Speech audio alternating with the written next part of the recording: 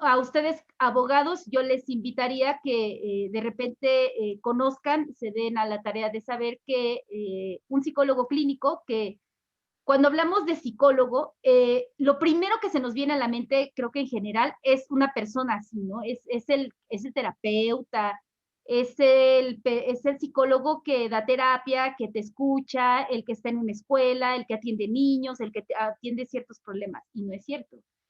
Ese es un área, esa es una especialización, pero existimos los psicólogos que estamos aquí, somos los psicólogos que somos forenses, que no damos, bueno, que muchos de mis colegas sí son clínicos y son forenses, yo no, yo siempre digo, a ver, yo soy psicólogo forense, yo no soy psicólogo clínico, yo no doy terapia, yo no atiendo problemas escolares de menores, yo no trabajo en una, o sea, sí trabajo en una escuela, doy clases en la universidad, pero los niños, mis niños ya son grandotes, ya son de universidad, no son niños pequeños, no son preescolares. Y entonces es otra situación. De tal manera que a veces ahí nos equivocamos, abogados, al seleccionar a nuestro psicólogo perito, en el sentido de que dices, es un psicólogo, tiene cédula profesional y vámonos, puede ser un peritaje. Falso. El psicólogo debería de ser un psicólogo que esté especializado exactamente en psicología forense, pues para que sepa exactamente qué es lo que debe de hacer, ¿no? Entonces, ahí hay que a veces entramos a enderezar, porque ya me ha tocado igual infinidad de casos donde, bueno, el primero que intervino fue un psicólogo clínico que no supo ni qué hacer, entregó cosas raras, extrañas, no solamente en delitos sexuales, sino en temas de familia, en temas de daño moral, ¿no? Entonces, y no un psicólogo forense.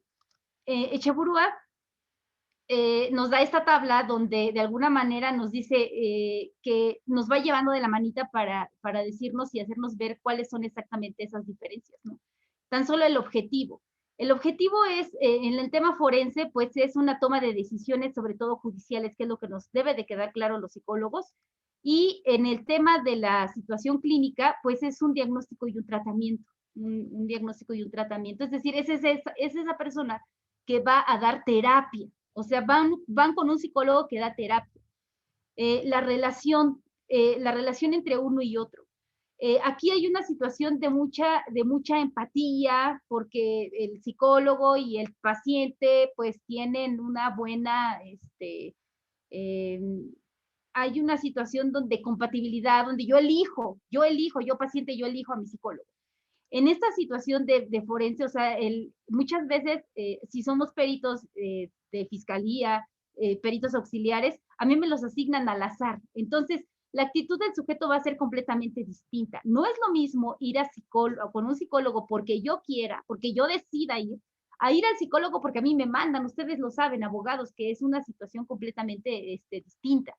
El secreto profesional, por supuesto que en la cuestión clínica existe, aquí no existe. Y muchos psicólogos clínicos que también son llamados a veces a dar testimonio, a rendir un testimonio en juicio, se niegan. A mí muchos terapeutas se han acercado a mí y me dicen, ¿qué crees? Que yo atendí a una persona, a una mujer que venía por un tema de que la había violado X, y entonces yo le atendí en una situación terapéutica y ahora ya ofreció eso como prueba en un juicio y ahora me está llevando y me está obligando a que me presente a ese juicio y yo no quiero ir. Me dice, yo no quiero ir, yo soy terapeuta, yo no sé nada de eso, y me da mucho miedo, terror, los juicios. No quiero ir, le digo, es que no pasa nada, o sea, finalmente tú tienes que ir a informar al juez y a explicar qué fue lo que trabajaste con ella. Entonces viene este tema del secreto profesional. Es que yo, mi secreto profesional y lo que ella me dijo en terapia, eso no lo puedo decir. Pues es que ya te involucraron, el punto es aquí, ya te involucraron, no preguntaste, no sabías, entonces ni modo, ahora ese secreto profesional, pues te están llevando a un juicio y tienes que hablarlo, ¿no? El destino, bueno, de lo que nosotros hagamos, aquí por supuesto que es un juez, aquí solamente es el paciente. Los estándares legales, por supuesto que aquí nos vamos más por cuestiones psicológicas y médicas, acá es al revés, es psicólogo y aspectos legales. Las fuentes de la información, aquí te la da solamente la persona, la que entrevistas, la que va a tu consultorio y te da esa información para esa terapia.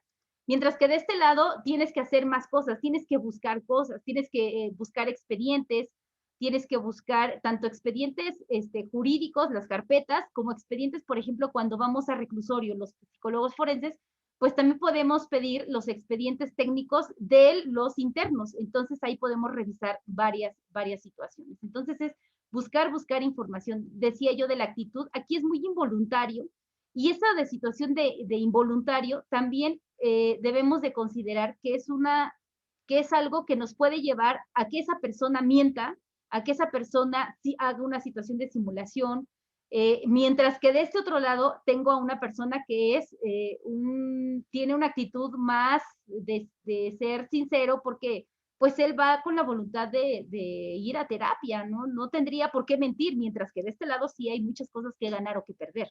Uh-huh. El estado mental, bueno, pues aquí el estado mental va siempre en relación a la pericial y aquí pues es hacer una exploración global de ver cuál es el objetivo de esta pericial, por dónde vamos a trabajar. Y aquí no, aquí hay objetivos bien claros que se trabajan entre abogados y psicólogos, y abogado fiscal, abogado de defensa. Es decir, tengo que trabajar con objetivos bien claros y bien precisos, precisamente que vayan encaminados a lo que es la teoría del caso, tanto del fiscal o de la defensa, ¿no? Entonces, ahí no es hacer una especie de, a ver qué sale, a ver, voy a explorar todo y no, aquí hay una situación muy precisa, ¿no? Aquí es algo que debe de que mucha gente, y ahorita lo voy a empezar a hablar, que la gente que me conoce sabe que no me gusta endulzarle los oídos a las instituciones y más bien es al revés. A mí me gusta hacer crítica del trabajo que se hace en las instituciones. Y sabemos que un dictamen tiene que ser bien fundamentado, bien razonado, con una adecuada metodología, con técnicas bien específicas y no solamente en estas cuestiones de una conclusión breve o de algo que no esté fundamentado, ¿no? Entonces, y creo que las fiscalías cometen esos errores. Ahorita los psicólogos que son contratados en fiscalías muchas veces no van con esta perspectiva de decir soy un psicólogo forense, sino más bien soy un psicólogo clínico, un psicólogo que dio terapia, que estaba buscando trabajo y encontró un trabajo en la fiscalía, y entonces ahora sí se conduce, su visión equivocada es esta, siempre se conduce bajo un parámetro clínico, y entonces se entrega dictámenes breves, entrega dictámenes con conclusiones escuetas, solamente de la observación, y por ahí empiezan exactamente los errores.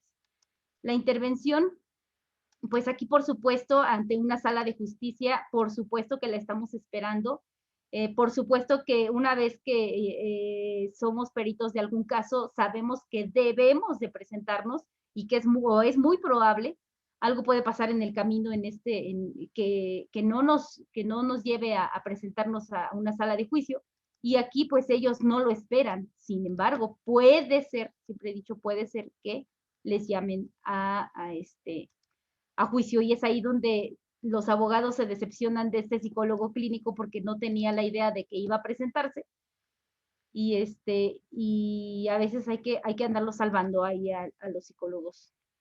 Un tema que está relacionado con los delitos sexuales es la evaluación de los criterios de credibilidad. Me voy a centrar un poquito porque creo que es lo que más hay hoy en día, es el tema de los delitos sexuales, pero es muy específico para el caso de menores. Si bien es cierto, hay muchas mujeres que son víctimas de delitos sexuales, este, yo en esta visión como defensa, no niego que existan víctimas reales de muchísimos delitos y sobre todo de tema sexual. Pero lo que a veces la gente no considera es que la víctima que es una víctima real, que no estamos hablando ni de simulación, ni de mentira, ni de chantajes, ni de venganzas, ni de nada por el estilo. Son víctimas que exactamente son vulnerables, con pocas redes de apoyo, con un impacto emocional muy fuerte que les lleva difícilmente a hacer una denuncia. Entonces, ahí están las diferencias. Pero si yo soy una mujer enojada, molesta, con sed de venganza, una mujer adulta, y con todos los conocimientos para poder echar a andar la maquinaria legal, siempre he dicho, para molestar a la otra persona, lo puedo hacer.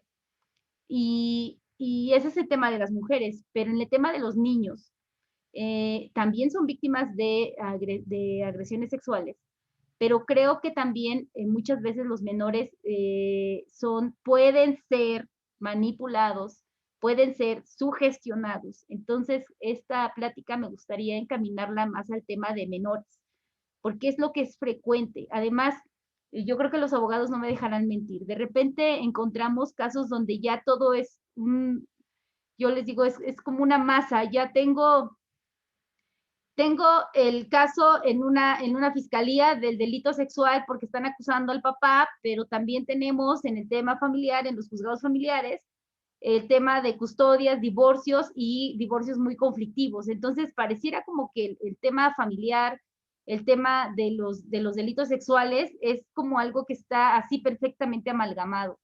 Yo no sé, son cuestiones éticas, me parece que a veces se abusa ¿cómo me deshago del papá visitante, ¿no? ¿Cómo me deshago de esa persona? O sea, ya no lo quiero, ya no quiero que visite a mis hijos, ya no quiero que tener interacción con él. Ah, pues una denuncia por abuso sexual, ¿no? Entonces, es algo, se me hace un juego muy sucio, un juego muy sucio y sin embargo creo que está presente y está presente en todos lados. Y lo que sí creo, por eso decía yo que hablando un poco en contra de las fiscalías, de todo el país, porque he de decirles que no solamente es la Ciudad de México, sí es su mayoría la Ciudad de México, pero también he trabajado en algunas otras fiscalías de otros estados.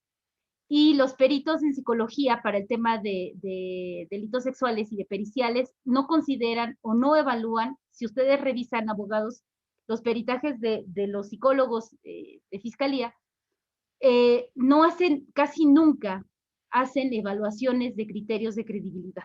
Es decir, eso no les importa, es solamente contestar la petición del juez, del fiscal. El fiscal dice que el perito deberá determinar si existen características propias de una agresión sexual en el menor. Y al final el perito contesta y su conclusión escueta es, sí, el menor fulanito de tal, de identidad reservada, con iniciales, bla, bla, bla, sí tiene criterios, ¿no? O sí tiene características, o sí cubre con una sintomatología propia de una víctima de agresión sexual. Punto, firma el perito. Entonces, dices, a ver, ¿cómo argumentas? ¿Cuál es el fundamento de esa conclusión? ¿Cuál es evaluaste criterios de credibilidad? Hay muchos errores y con eso, siempre he dicho, con un dictamen en psicología, con lo que haya dicho la mamá del menor, que la ofendida, y lo que dice el menor con esas tres cosas, y si es un tema de abuso sexual, no de violación, sino de abuso sexual, pues obviamente el dictamen en medicina es un dictamen que no va a tener lesiones, ustedes lo revisan, no hay lesiones, no hay nada, todo está íntegro, ano, todo ano, vagina, todo está bien, y entonces solamente es ese dictamen en psicología, es lo que dice el niño y lo que dice la mamá, y con eso pues se gira una orden de aprehensión precisamente en contra de estas personas. Entonces, no hay esa evaluación de credibilidad, aun y cuando lo marca este protocolo de actuación para que se imparte en justicia, la gente dice, es que no es vinculante, es que no tengo por qué hacerlo, es opcional, pero existe. Toda la teoría que nosotros hemos basado y con el cual fundamentamos nuestros dictámenes es una teoría española. Y los españoles han trabajado muchísimo esto, y no solamente creo que los españoles, ya los colombianos, los chilenos, pero en México pareciera como que estuviéramos cerrados de ojos a querer aceptar que sí los menores pueden ser sugestionados y aleccionados por terceras personas, ¿no? Entonces, y peritos de fiscalías no lo evalúan, ni siquiera tocan el tema en esos dictámenes. La grabación de la entrevista es un tema que creo que abogados ustedes tendrían que revisar en estas evaluaciones que hacen los peritos oficiales. Entonces, si ustedes revisan, casi nadie hace hace grabaciones de entrevista cuando se deberían de grabar. Eso evitaría muchísimas cosas. Primero, los peritos oficiales son quienes tienen la primera entrevista de la víctima.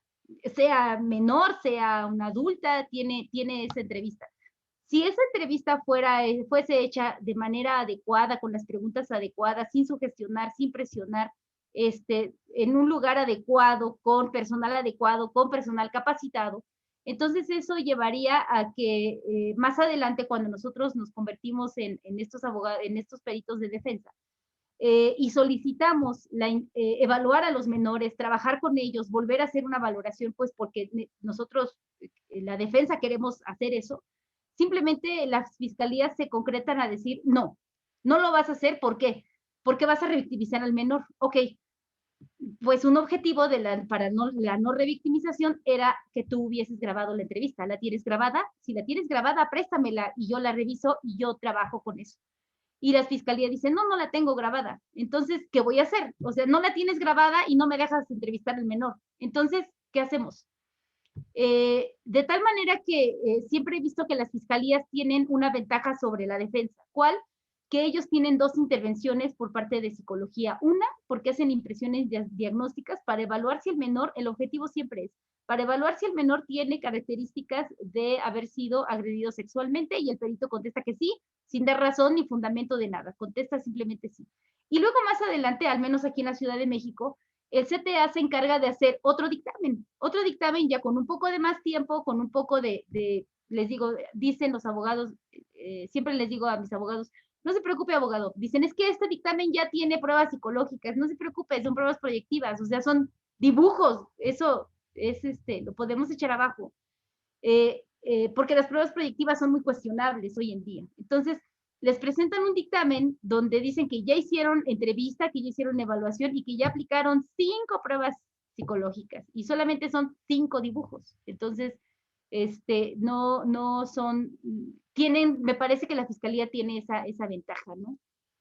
En relación a la metodología, bueno, ahorita revisamos un dictamen o una impresión diagnóstica, porque además también cometen ese error, creo que las fiscalías de diversos estados les llaman impresiones diagnósticas. Yo les decía que tengo ya 17 años trabajando como perito, y pues yo empecé en el año 2004 a hacer periciales, pero desde el año 2002 yo ya estaba haciendo periciales como prestadora de servicio social y coadyuvando, ayudando a hacer estas periciales. Y entonces en la Ciudad de México, o en el entonces Distrito Federal, sí se llamaban impresiones diagnósticas o estudio psicológico inicial, así le llamaba la Procuraduría. Empezamos también a pegar mucho como peritos de defensa ese término, porque un dictamen no es lo mismo que una impresión diagnóstica. Un dictamen más razonado, pensado, fundamentado. Una impresión diagnóstica es lo que yo veo a primera vista. Es lo que a mí me impresiona exactamente, es lo que a mí me impresiona del momento. Y que solamente lo hacen a través de la observación y de la entrevista. Entonces, son cosas completamente distintas. Tú no puedes decirlo, además, hasta por el tiempo. En la metodología solamente recurriste a la entrevista y a la observación. Y por el tiempo lo hacen en 20 minutos. Cuando un dictamen no se hace en 20 minutos. Entonces, no podemos decir, no podemos llamarle a eso un dictamen en psicología. Entonces la Fiscalía aquí en la Ciudad de México lo que optó fue solamente borrarle el tema de impresión diagnóstica o impresión psicológica inicial, y ahora le puso dictamen en psicología forense. Entonces, y sigue siendo la misma, o sea, sigue siendo el mismo formato, siguen ya, sí he visto ya mejorías hoy en día, han mejorado algunas cosas, pero la metodología seguimos en la misma, ¿no? Entonces, por ahí vamos. Y bueno, pues definitivamente, y siempre también lo he dicho, creo que a veces solamente tratándose de casos relevantes, graban las entrevistas, pero si es el señor Juan Pérez, no se graban las entrevistas. Entonces, esa es una crítica que tenemos siempre a las fiscalías, ¿no? Entonces, creo que se debería de tomar las medidas necesarias para que todas las fiscalías tuvieran la infraestructura para poder grabar estas entrevistas iniciales. No todas las fiscalías cuentan, por ejemplo, con una cámara de GESEL, no lo cuentan, no lo hacen, no lo tienen. Entonces, bueno, creo que desde ahí podemos, como defensa, ir cuestionando esos trabajos. ¿Cuál es la propuesta que yo tengo y que nosotros hemos ido trabajando a lo largo de todos estos años? Bueno, pues lo que se debería de hacer en una pericial en psicología, en un tema de un delito sexual, pues sería, insisto, desde la lectura de la carpeta de investigación, es lo que tendríamos que hacer un análisis a veces de la factibilidad de los hechos, y a veces cuando me preguntan, ¿y por qué de la factibilidad si no somos peritos en criminalística ni nada por el estilo? ¿Por qué vamos a observar el lugar de los hechos? No soy perito en criminalística. Pero, por ejemplo, en temas, han sido varios casos donde por ejemplo, en un jardín de niños, que dicen que en un jardín de niños abusaron sexualmente de uno o tuve por ahí un caso, no sé, quizás alguien esté relacionado con el asunto, un jardín de niños por ahí en Iztapalapa, donde decían que abusaban sexualmente la directora, la maestra del grupo, los dos, el conserje, el los maestros de educación física, todos involucrados, y que abusaban sexualmente de los menores de un segundo año de kinder y hacían, o sea, de verdad las entrevistas a los menores, o sea, era una lectura de orgías y se me hacía una lectura de verdaderas escenas pornográficas. Entonces, de repente dices, ¿quién les dijo eso a los niños? ¿Y cómo sucedió? Y la pregunta es, ¿y cómo sucedió eso? Entonces, en esta observación y en este análisis de la factibilidad, de repente te das cuenta que los salones de un jardín de niños, y creo que de hoy en día en una escuela oficial, no pueden tener cortinas, no pueden estar cerrados. La estructura de las escuelas oficiales casi siempre son en círculo, es decir, donde podemos vernos, donde hay un perfecto control de una visión, es decir, la visión.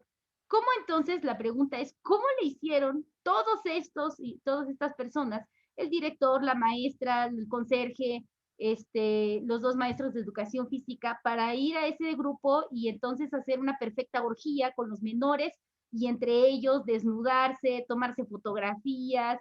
Entonces, cuando lo escuchas, parece algo de verdad asqueroso, algo terrible, algo maléfico, algo malicioso, patológico.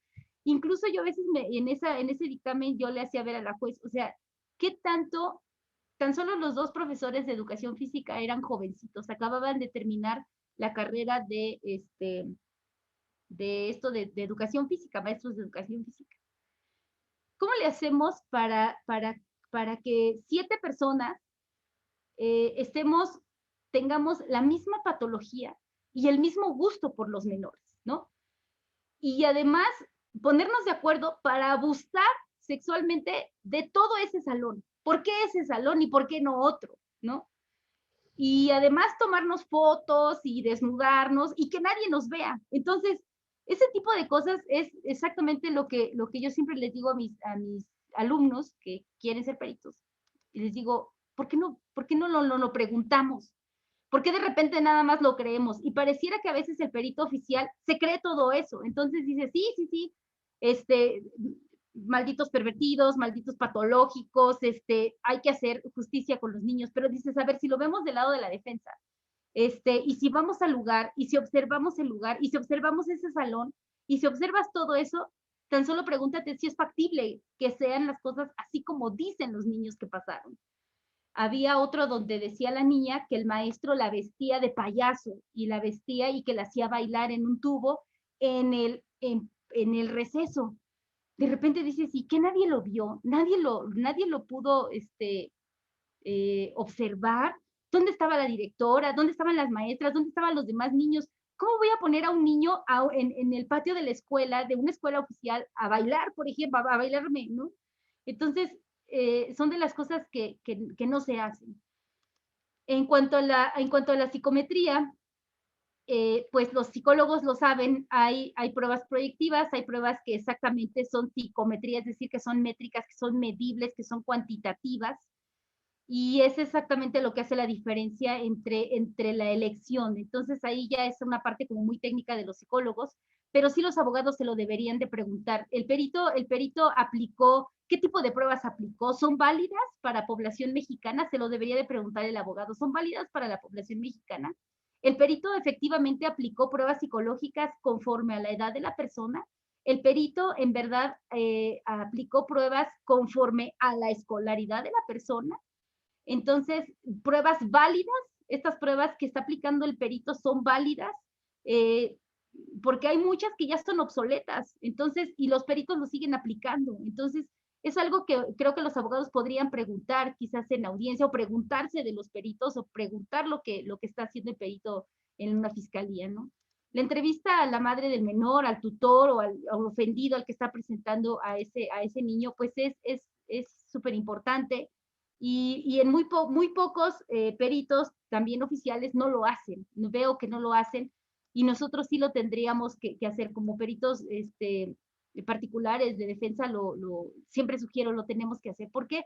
Pues porque esa persona me va a dar exactamente los datos clínicos de ese menor, ¿no? Esto ya lo marco precisamente con amarillo, porque dependiendo de qué lado estemos jugando, ¿no? Si estamos como defensa, sí es viable hacer una entrevista y evaluación psicológica a la persona que le están imputando este hecho, ¿no? Y en la cuestión de la observación clínica, por supuesto que la tendremos que hacer ya ahí en el trabajo. Y bueno, decía yo también la observación del lugar de los hechos.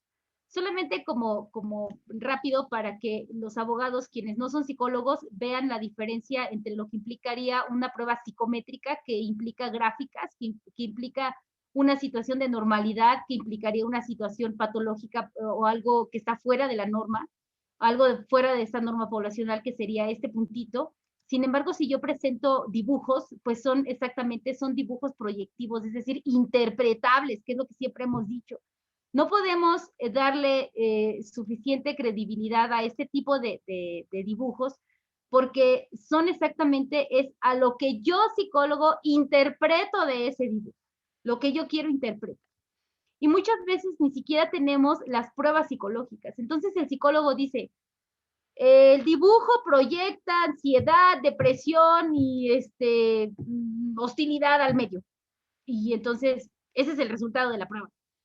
Y a lo mejor yo quiero ponerle otros rasgos, puedo omitir rasgos, puedo quitar, ponerle a esta prueba créanme que lo que yo quiera, abogados. ¿Es falta de ética? Sí, sin embargo lo hacen. Y en cambio, una prueba como esta, pues sería más difícil de modificar, tiene escalas de validez, donde nos puede decir si la persona está de alguna manera mintiendo, si está falseando. ¿Qué pasa en este tipo de pruebas? Dos cosas. Una, que la persona se presente como muy virtuosa, ¿no? Y que no tiene ningún problema.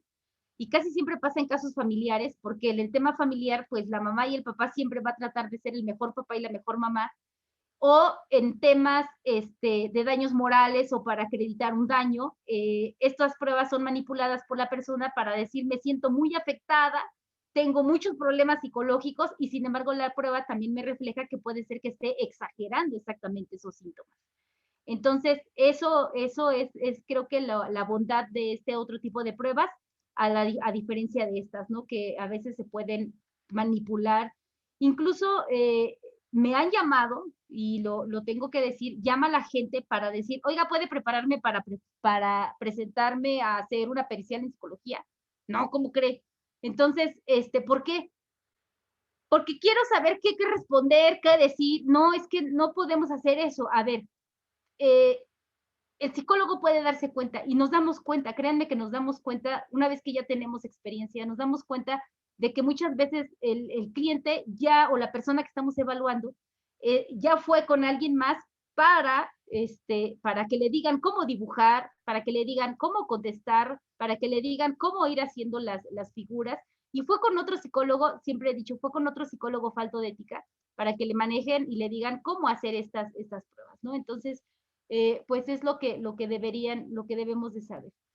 En cuestiones de niños y también de adultos, deberíamos de evaluar exactamente el testimonio. Hay mucha gente que no conoce sobre la psicología del testimonio. Y la psicología del testimonio exactamente es un área de la psicología jurídica que exactamente se encarga de evaluar tanto la validez como la credibilidad del dicho de las personas. Entonces, la psicología del testimonio puede ser que esté encaminada a temas de delitos sexuales, la psicología del testimonio también está encaminada a estos procesos, por ejemplo, de identificación de personas, que eso también es muy frecuente, por ejemplo, testigos presenciales de hecho. Entonces, qué tanto sí, qué tanto no es viable, y están todas las técnicas, está toda la teoría. Entonces, ¿qué debemos de evaluar ahí? Bueno, pues cosas como estas, ¿no? El lenguaje, conocimientos inapropiados del menor, el afecto, o sea, esa consonancia que debe de haber entre lo que estoy diciendo y entre lo que estoy expresando emocionalmente, ¿no? Es muy difícil que quizás los niños puedan manejar la emoción, sin embargo, los adultos sí lo podemos hacer.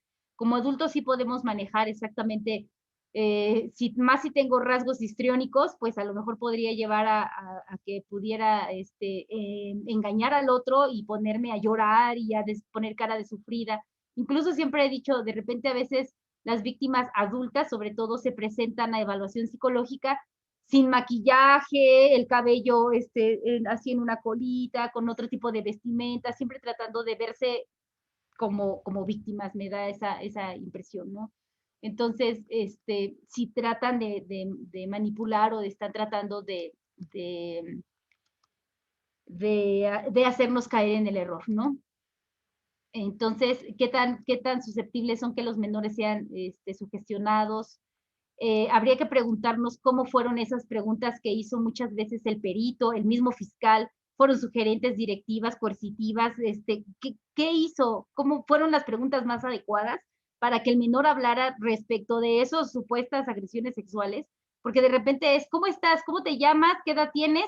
Cuéntame cómo te tocó tu papá en tu colita. Entonces, espérame, o sea, ¿cómo vas así a hacer? Es la cuarta pregunta que hacen cuando no es así. Entonces, así no se pregunta. Lo inadecuado precisamente de la entrevista, el contexto quizás donde se realice la entrevista, eh, a veces hasta la actitud. He visto entrevistas de cómo hace el Ministerio Público, cómo pregunta el Ministerio Público, ¿no? Entonces, ayer estaba revisando una donde el Ministerio Público casi se pone así y dice, ay, o sea, a ver, ¿cómo? ¿Quién te lo dijo? ¿Quién te dijo que dijeras esto? O sea, parece que está tratando y es una menor de 5 años. Entonces, y así con su actitud y de repente con su reloj, así viendo su reloj muchas veces, como diciendo, tengo prisa, ya me urge irme, y entonces, sí, ¿algo más que decir, menor? No, bueno, ya, se termina la entrevista, vámonos. O sea, cuestiones de 10 minutos y ya, es con eso, ya precisamente hizo una entrevista en presencia del psicólogo, que por cierto el psicólogo se presenta ahí y no dice nada, no pregunta nada. Oye, ¿qué comes? Le pregunta el psicólogo. Oye, ¿quién te hace de comer? ¿Tu papá? Sí. ¿Alguna otra pregunta el psicólogo? No, ya, con eso. Entonces, ¿y eso qué tiene que ver con el tema, con todo esto, ¿no?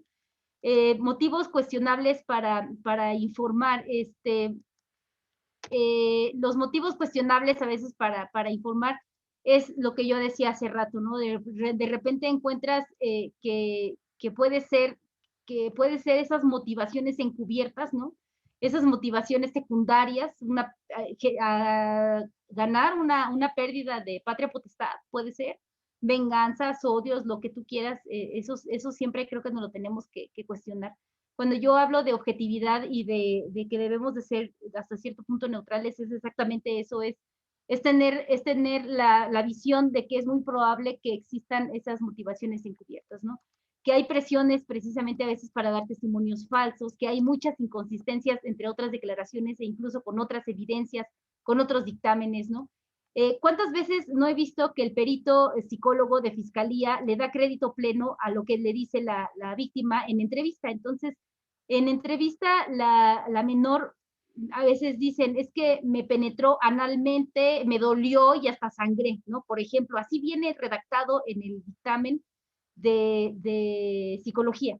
Y revisas el informe o el certificado médico y el médico dice, se encuentra que no hay lesión anal. Entonces dices, a ver, o sea, que hay una incongruencia. O sea, ¿cómo el psicólogo le da crédito total y absoluto a lo que le está diciendo la víctima?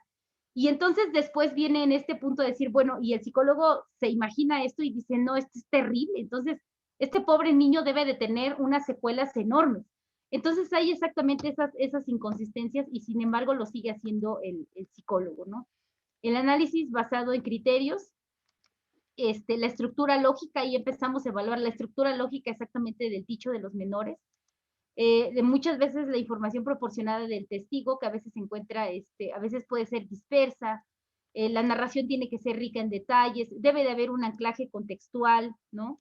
La reproducción muchas veces de conversaciones que dentro del discurso se van dando, pues, la conversación.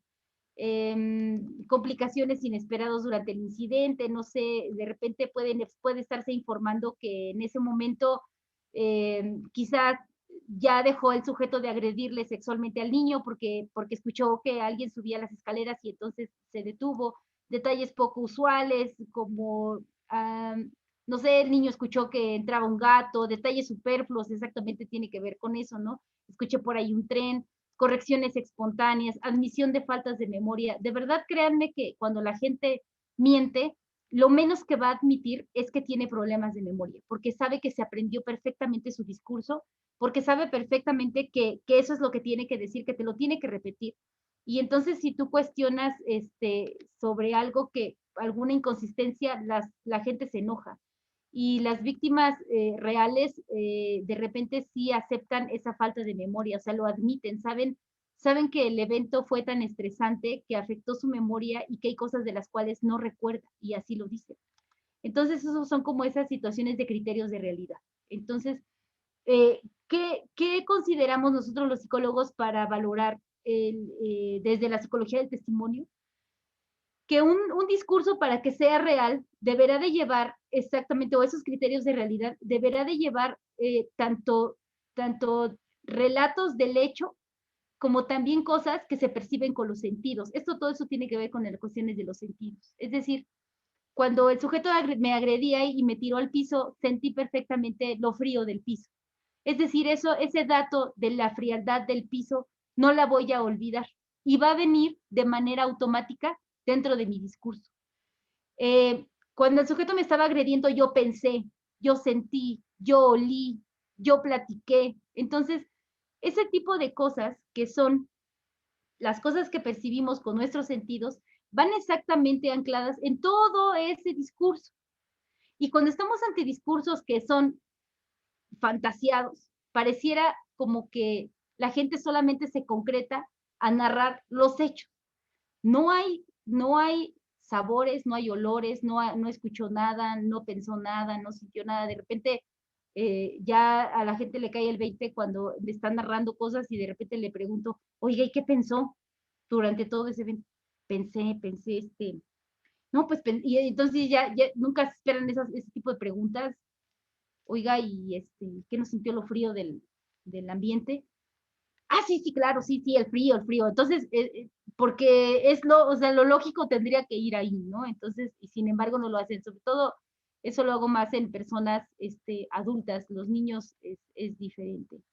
A los niños lo que se les tiene que hacer es evaluar la prueba de capacidad. ¿Por qué? Porque hay que evaluar exactamente si tiene ese grado de desarrollo y de madurez para que pueda comprender lo que le estamos preguntando. Es terrible encontrar casos donde la fiscalía hace entrevistas a menores de 3 años, 4 años, y donde dicen que los niños casi se situaron yo sé y entiendo que los abogados quieren el tiempo, el modo, el lugar, la forma, la hora, la precisión, los entiendo, pero créanme que hay edades en las cuales los niños no pueden precisar tiempos. Hay edades en las cuales no pueden los niños, dependiendo de la edad, de la condición, de su contexto, de su educación, de la estimulación que tengan los niños, entonces de esa madurez. Entonces es como cada caso nosotros tendríamos que irlo revisando para saber si el niño puede o no puede contestar, describir las cosas como ustedes lo quieren, dar esa precisión de horas, dar esos detalles que necesitan. Entonces, y a veces hasta depende del tipo de delito. Yo siempre he dicho, no es lo mismo una agresión a muchas agresiones, a un agresor conocido, a un agresor desconocido, un abuso, una violación. Entonces, ese tipo de cosas impactan psicológicamente diferente tanto a niños como a adultos, adolescentes, que entonces pudieran modificarse un poquito el discurso de cada uno de ellos, pero eso lo tendríamos que ir evaluando. De tal manera entonces que la credibilidad, bueno, dice, se refiere a la sinceridad y a la precisión que tiene el niño. Aquí lo peor que pasa, creo que, y en todos lados, es que la credibilidad la está evaluando el juez y no la estamos evaluando nosotros, porque al final es él el que determina una vez que llega se concluye el juicio, pues él una de dos, o le cree al niño, no le cree al niño, o le cree a la víctima, no le cree a la víctima, y nosotros estamos brillando por nuestra ausencia porque nosotros como psicólogos, como profesionales, como expertos en esto, somos muy pocos los que estamos trabajando y hablando sobre temas de psicología del testimonio. Y he de decirles con mucha sinceridad que también hay jueces que de repente dicen, ay, ¿y qué es eso de la psicología del testimonio? Ya, Fer, ¿qué es esto? Quiero la sintomatología, quiero la valoración del daño, y eso de la psicología del testimonio no quiero, no quiero saber de eso. Entonces, este, alguna vez, una vez sí un juez dijo, estaba yo hablando y dijo, es que yo no sé qué se están peleando en esto de la psicología del testimonio, si para mí estos sujetos son responsables, punto, yo no sé qué estamos, seguimos en el tema, interrogando a la perito en relación a psicología del testimonio, ¿no? Entonces, en estas cuestiones de credibilidad de los menores, pues a veces el niño utiliza un lenguaje que a veces se explica desde el punto de vista del adulto, ¿no? Y no desde el punto de vista del menor. Entonces, de repente los niños nos hablan de cosas como, es que la demanda, es que el abogado, es que el Ministerio Público, entonces le digo, a ver, ¿qué tanto sabes tú? ¿Qué tanto, pregunto, qué tanto ha escuchado las conversaciones de los adultos? ¿Qué tanto los menores escuchan la conversación entre su mamá y el fiscal o entre su mamá y el abogado de defensa? Porque los niños ya se los empiezan a involucrar, no tenemos ese cuidado de no contaminar su discurso, ¿no? El niño de repente pues debería de revivir el trauma de manera espontánea, a veces mientras juega, ¿no? Debería de hacerlo, por eso es que muchas veces los psicólogos utilizamos ese juego exactamente como una técnica de diagnóstico, sobre todo para este tema, porque el niño en su mente tiene el tema del trauma o de la agresión sexual y se refleja en el juego. Uh-huh. Ahí lo reflejan los pequeños, sobre todo los más pequeños. Los temas sexuales, a veces ya en entrevista clínica hay que preguntar si los temas sexuales están presentes en juegos y dibujos, en algún otro contexto, en el diálogo, en el día a día con el menor. Hay una consonancia en esto, cuando la afectación está en consonancia con las acusaciones. Esto también se refiere a hacer un adecuado diagnóstico diferencial. Eso también muchos psicólogos no lo hacemos. Los psicólogos de fiscalía nos reportan que el niño tiene afectaciones. Y en la pregunta sería, ¿y esas afectaciones se deben a esta supuesta agresión sexual o se deben al tema del divorcio de los padres? Porque un divorcio genera un impacto muy negativo a los menores. Que los adultos lo neguemos y digan, ay, el niño no se da cuenta, el niño no sabe de que nos estamos divorciando, el niño no escucha nuestros problemas o nuestros conflictos, eso es otra cosa. Pero entre los niños sí sufren unas afectaciones emocionales, psicológicas, conductuales graves por el divorcio de los papás, por la separación, si no están casados, por la separación de los papás. Los niños hacen vínculos y hacen apegos emocionales con papá y con mamá. Entonces, de repente, el psicólogo dice, el niño está afectado, muy afectado. ¿Consecuencia de qué? Ah, pues de la agresión sexual. Y es que, ¿sabes qué, psicólogo de fiscalía? No preguntaste, ni siquiera exploraste que los papás se están divorciando, que tienen un divorcio muy conflictivo, que tienen unas broncas y que además tienen broncas de dinero y se están peleando propiedades y además tienen unas situaciones de poder ahí entre los dos y están viendo a ver quién puede más y el niño el niño se está volviendo un cheque en blanco. Siempre digo, los niños tienen 3 juegos. ¿Es un cheque en blanco? Es una papa caliente porque nadie lo quiere, ya llega el momento en que nadie lo quiere, entonces lo avienta el papá, lo avienta la mamá, lo avienta la abuela, lo avienta la guardería, ya nadie lo queremos porque todos tenemos que trabajar y estudiar. Entonces, y otro se convierte también en un trofeo. Entonces, los niños se convierten en trofeos. Entonces, vamos a ver quién se gana el trofeo. Entonces, y eso nos lo vamos a ver cómo nos lo ganamos en juicios penales, civiles, familiares y en todo, a ver quién es más bueno y a ver quién tiene el mejor abogado, quién tiene el mejor perito. Entonces, esas afectaciones de los niños muchas veces tienen que ver con esas conflictivas, no con el tema de un supuesto o una supuesta agresión sexual, que más bien esa agresión sexual a veces son estrategias sucias precisamente para ganar esos juicios, ¿no? Para ganarse ese trofeo, para evitar las convivencias. O porque ya mi nueva pareja ya se enoja y ya no le gusta, ya le molesta que venga el papá del menor a visitar o que yo tenga que estar en interacción con él. Entonces es más fácil agarrar al papá del menor y aventarlo al reclusorio y entonces quedarme con mi nueva pareja y con el niño, ¿no? Entonces son estrategias muy sucias, ¿no? el comportamiento del niño a veces se vuelve seductor, precoz, son de esas cosas que sí son, a veces que se pueden diferenciar, es decir, esa hipersexualización de los menores en temas de juegos, en que a veces los niños empiezan a tener pensamientos, comportamientos, lenguaje, donde dices, a ver, esto no es propio, no, a su edad no tendría por qué saber estos temas sexuales, ¿no?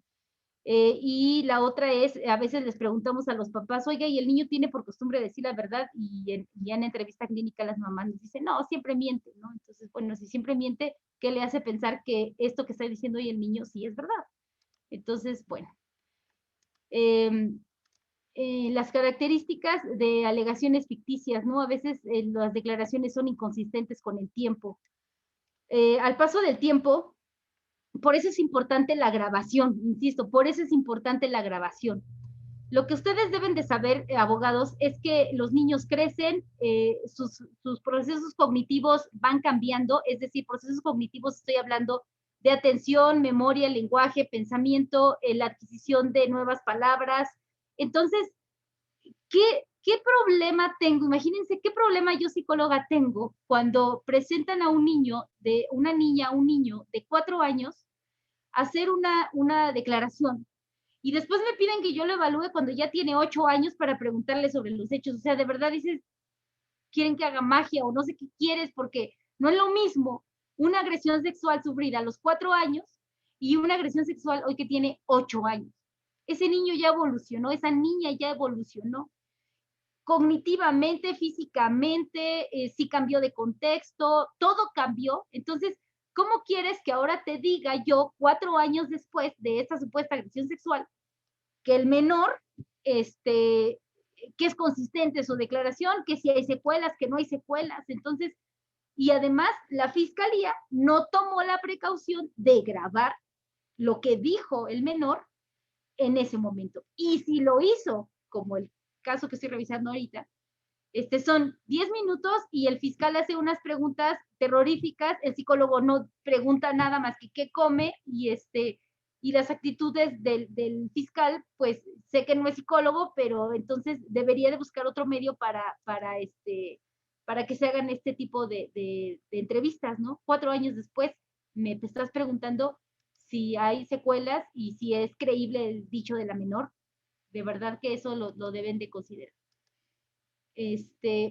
Con alguien lo he platicado, les he dicho, ¿por qué no piensan que el relato de los menores es como esto que dice el Código Nacional de Procedimientos Penales de la prueba irrepetible?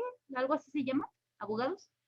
Hay un tema donde ya no se puede, se me fue ahorita el término de esta palabra. Es decir, que el discurso del menor es algo que ya no puedo volver a repetir, ¿no? Ya no, nada más que ese artículo de ese código, del Código Nacional de Procedimientos Penales, se refiere más bien como a que si hay 3, 4 gotitas de sangre, puede ser que las consuma el perito de la fiscalía, ¿no? Y entonces que debería de estar el perito se refiere más bien a como indicios biológicos. Pero yo me pregunto, ¿y qué pasa con el discurso de los menores? Créanme que después de un tiempo ya no va a ser lo mismo. Las declaraciones, dice, de repente progresan, ¿no? Progresan y entonces cada vez son más abusivas y más agresivas. Entonces, vas viendo cómo van evolucionando lo que va diciendo el niño, porque a veces son cada vez más perversas. Les comentaba yo de este jardín de niños en el cual participé y evaluamos a 8 menores. La fiscalía evaluó a los 28 niños de ese jardín, de esa escuela, pero nosotros como peritos de defensa acabamos evaluando solamente a 8 de 20 y tantos niños.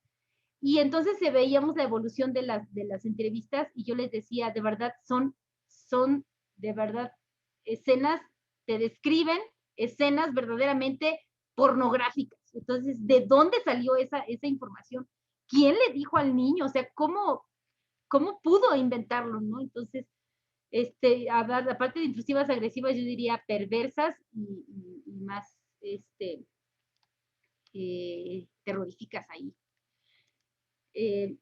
Hay una película que les recomendaría, abogados, se llama Veredicto y toca ese tema, ¿no? Incluso le decía yo a la juez de ese caso, después vea esa película, creo que el fiscal y no sé quién vio esa película y lo trasladó a este caso, ¿no? Ya nada más faltó que le cortaran que llevaran animales y los cortaran, porque en la película sí decían los niños, y además de que hacían, todos tenían sexo, también trajeron animales y les cortaban el cuello, ¿no? Ya nada más les faltó que los niños aquí en la Ciudad de México dijeran eso, pero bueno, creo que veían mucha televisión. De repente sí los adultos, un adulto puede ser que le lleve a que a veces nosotros como entrevistadores estemos sospechando que sea un adulto el que le está llevando al niño a relatar hechos que no han sucedido, ¿no? Entonces, a veces le tenemos que preguntar si fue su mamá quien se lo dijo y dicen los menores que sí, que fue su mamá, fue la mamá quien lo ha dicho, o el papá, porque no están exentos también los papás de manipular a los menores. Nada más que siempre he dicho que por cuestiones pues ya no sé si pues por estadística, por número, por moralidad, por ideología, por todo, pues las mamás somos quien tenemos las custodias de los hijos y entonces pues somos las que muchas veces manipulamos más a los menores, ¿no? La mayoría de los niños al momento de los 3 años, dice, no tienen suficientes conocimientos como para describir contactos sexuales, ¿no? Ese es el punto. Y además, si se hacen preguntas tendenciosas, pues exactamente, y si los psicólogos de fiscalía o incluso también de defensa no estamos preparados para hacer preguntas adecuadas, pues entonces ahí vamos cometiendo errores, ¿no? A veces hay presiones, a veces los niños no pueden indicar con precisión el lugar, que lo que yo les decía, los niños hasta los 5 años de edad pueden a veces entender términos hasta los 5 años de edad, términos como ayer, mañana, siempre, nunca, a veces, entonces hasta los 5 años. Y a los 7 u 8 años ya pueden saber o un poquito más la relación de entre día, noche, hora, el día la hora del aproximadamente, ¿qué es lo que ustedes preguntan? Aproximadamente a qué horas eran, dónde era, dónde fue, hace cuánto tiempo fue.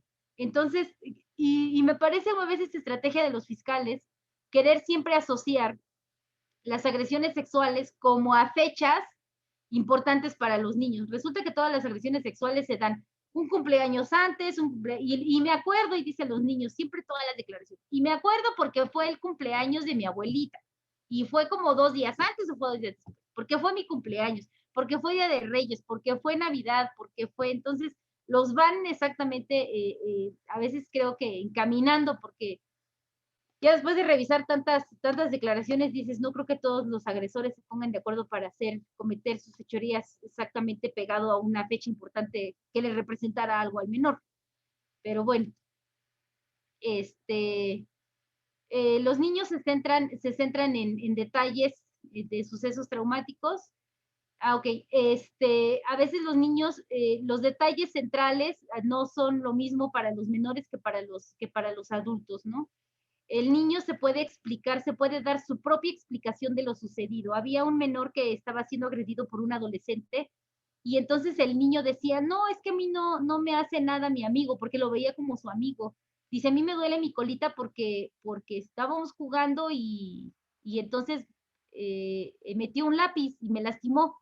Pero entonces él se da su explicación de que esa lesión que tiene el menor vía anal no es por la agresión sexual que hizo este adolescente, porque era un adolescente, entonces él se da su propia explicación, entonces él lo modifica, lo cambia, y eso a veces es lo que lo hace más real, y a veces queremos discursos concretos, no, queremos que el niño diga, mi amiguito fulanito de tal me introdujo su pene por el ano, y no, el niño se da su propia explicación, él dice, sí me duele mi colita, pero me duele porque estábamos jugando y entonces él introdujo un lápiz, pero no fue su pene, pero está la lesión, ¿me explico? Entonces, eso es más creíble que un pequeñito te hable de pene y te diga cosas, ¿no? Y así como muy precisas.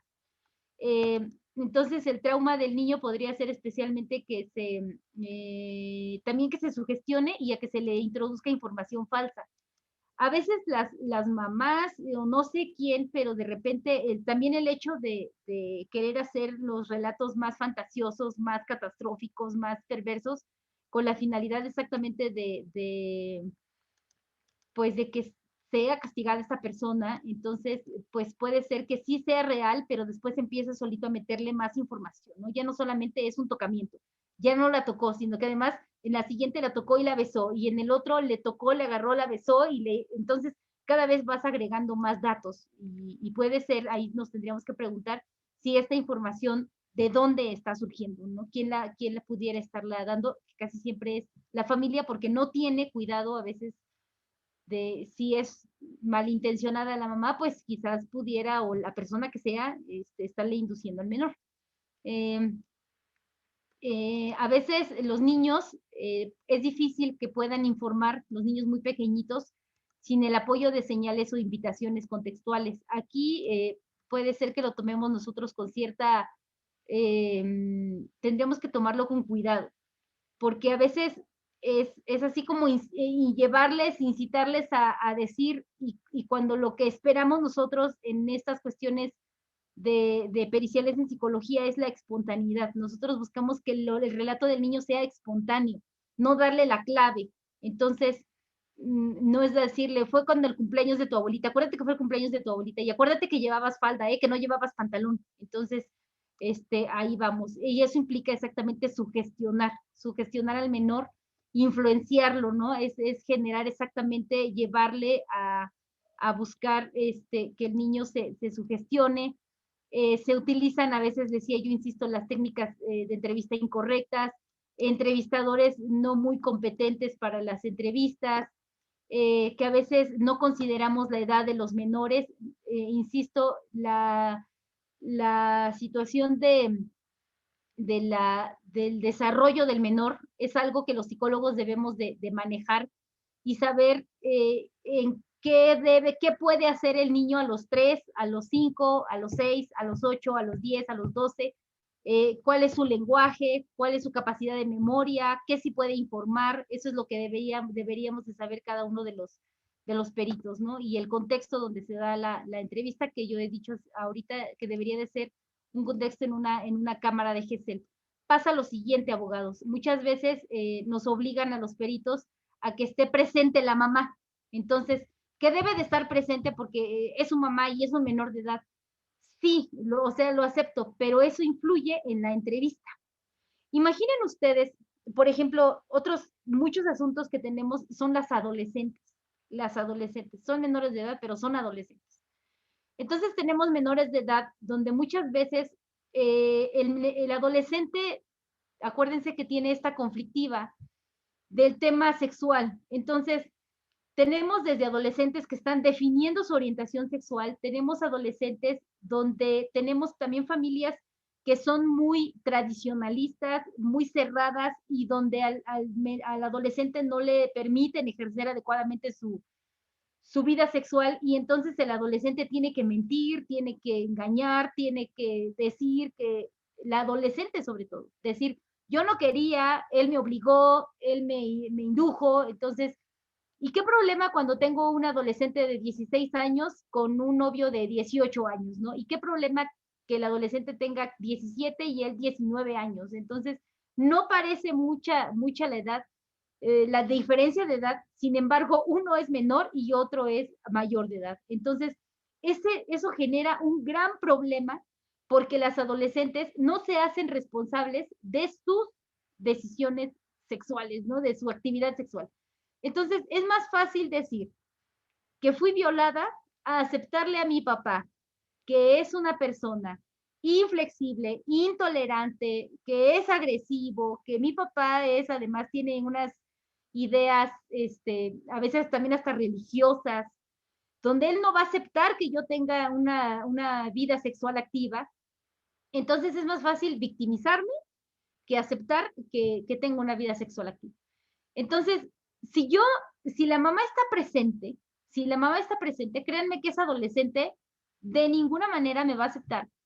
De ninguna manera va a aceptar que ella tenía relaciones sexuales con este chico o con esta persona de manera no violenta, como muchas veces lo presentan. Entonces, también ahí entramos, por ejemplo, al tema de la corrupción de menores, ¿no?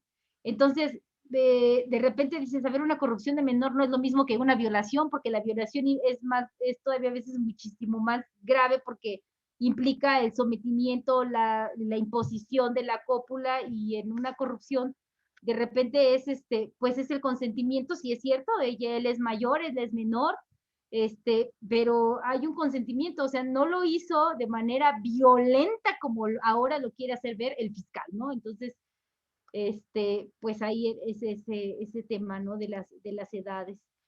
Los niños, hay algo que todo mundo debe de saber, y que a veces en las fiscalías concluyen que los niños no tienen la capacidad de engañar. Yo lo que les quiero decir es que hay muchas estudios, y cuando hablamos de esta conducta del engaño, pues los niños pueden engañar desde los 2 años. O sea, los niños saben perfectamente que deben de evitar castigos. Los niños saben perfectamente a quién deben lealtad, ¿no?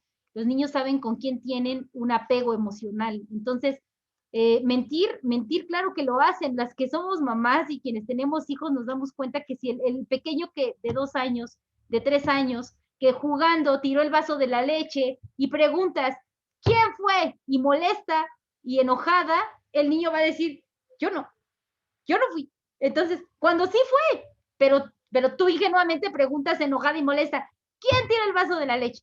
Y el niño en automático, dado que sabe que esa conducta ya desde los 2 años se está dando cuenta que puede ser motivo de castigo, él va a decir, yo no fui, yo no fui. Entonces, y lo hacen los pequeños. Entonces, no entiendo por qué de repente en fiscalías concluyen que los niños no mienten, si los niños mienten todo el tiempo y desde muy pequeños. La situación del estrés, algo que debemos de saber es que el estrés genera que muchas veces se nos olviden, y es algo súper lógico. Por eso hace rato hablábamos de la admisión de las fallas de memoria. Cuando alguien entra en una situación de estrés, y dependiendo del grado de estrés que a veces nos lleva incluso hasta la disociación, yo entrevisto muchas personas víctimas de tortura, y entonces en estas personas víctimas de tortura, a veces las torturas han sido tan graves a casi llegar al punto de la muerte, y entonces o tener esa sensación de que vas a morir en ese momento. Y créanme que o mujeres que fueron torturadas, pero además violadas, y entonces, y te cuentan historias muy atroces que hacen tanto la policía como el ejército contra ellas. Entonces, créanme que de repente ese estrés te lleva a una disociación, y por supuesto que te va a llevar a perder detalles. En el caso de los menores, en el caso ahí habría que ir evaluando cada caso para ver qué tan estresante, qué tan traumático pudo ser el evento, como para que la memoria se afectara y entonces se perdieran detalles de la situación. Eso es más creíble que dar un relato donde yo diga, me acuerdo perfectamente de todo. Si una víctima me relata un hecho extremadamente violento y se acuerda de todo, créanme que dudo mucho de ese dicho. Porque ¿dónde está el impacto emocional? O sea, ¿cómo es posible que te acuerdes de todo? Yo lo asemejo a lo siguiente. Quien haya vivido un duelo, quien haya vivido, por ejemplo, una situación, no, yo sé que no todo el mundo hemos vivido quizás torturas o violaciones o cosas así, no sé, pero creo que la gran mayoría hemos vivido duelos. Y entonces imaginen ustedes, sitúense en ese momento de duelo, de mucha angustia, de que hemos perdido quizás un familiar, y entonces pasa el tiempo y de repente dices, ¿quién estuvo en el funeral? ¿Cómo fue? No recuerdo cosas, ya no sé qué cosa pasó antes y qué pasó después, no sé quién llegó primero y quién se fue. ¿Por qué pasó eso? ¿Por qué no lo recuerdas? Porque precisamente la gente estaba en una situación de duelo, en una situación emocional que lo lleva precisamente a perder la capacidad de poner atención a detalles, atención, de retenerlo en su memoria y después evocarlo y después acordarse. Entonces, creo que eso sí lo podemos entender, porque creo que muchos hemos perdido, y bueno, y ahorita en esta maldita pandemia creo que mucha gente está perdiendo familiares, y créanme que habrá cosas que se pierden.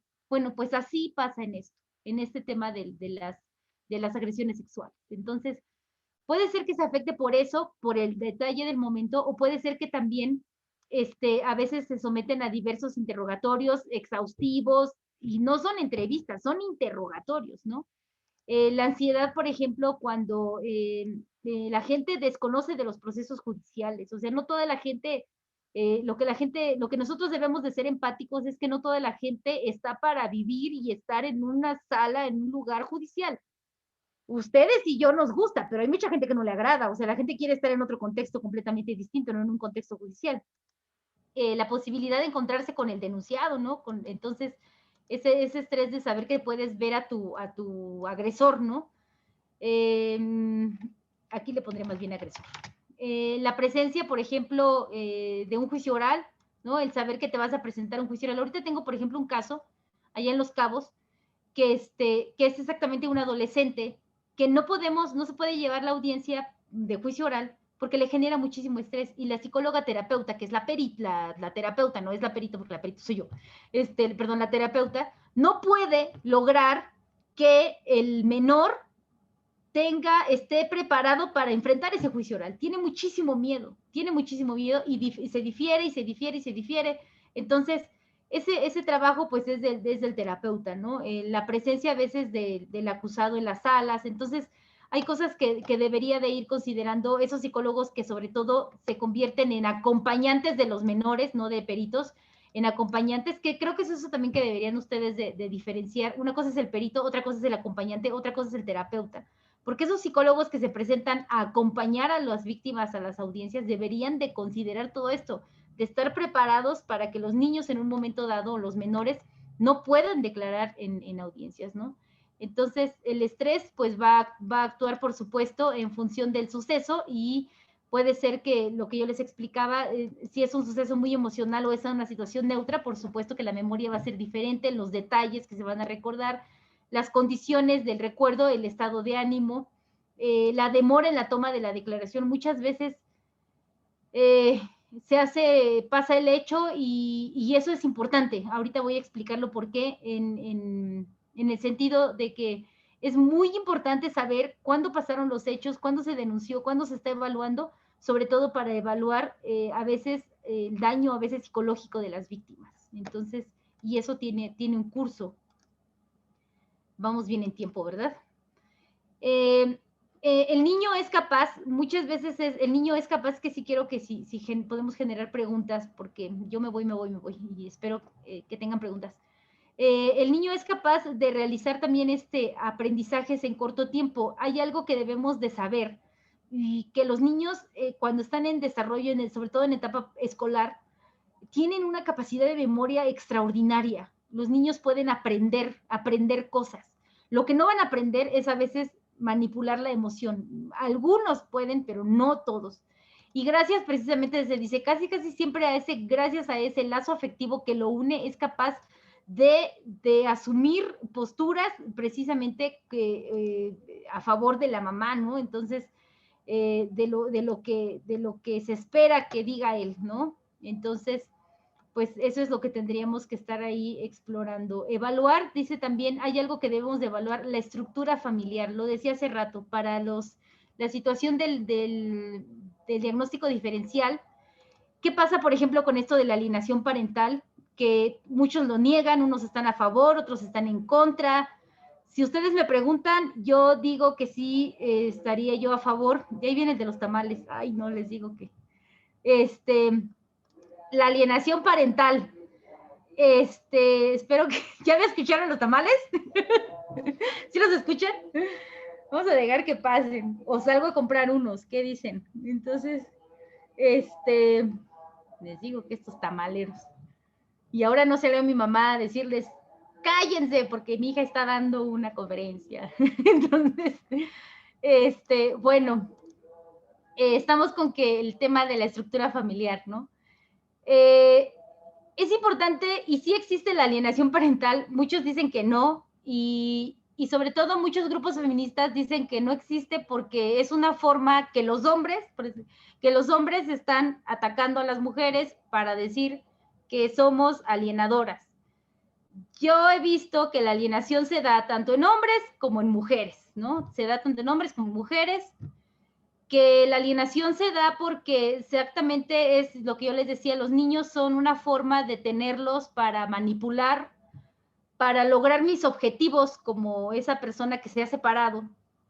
Y porque existe la frustración, existe la patología, existen los trastornos mentales, existen de verdad enojos, frustraciones, venganzas, cuestiones económicas, algo que quiero ganar, las familias reconstruidas, hay un tercero por ahí que ya está, o una tercera que ya está dando guerra donde no quiere que se conviva, que los hijos convivan con papá o con mamá. Entonces, todo esto puede generar alienación parental y puede generar, puede impactar en esa estructura familiar, que si el psicólogo no lo considera, entonces está exactamente, estamos equivocando nuestro dictamen, ¿no?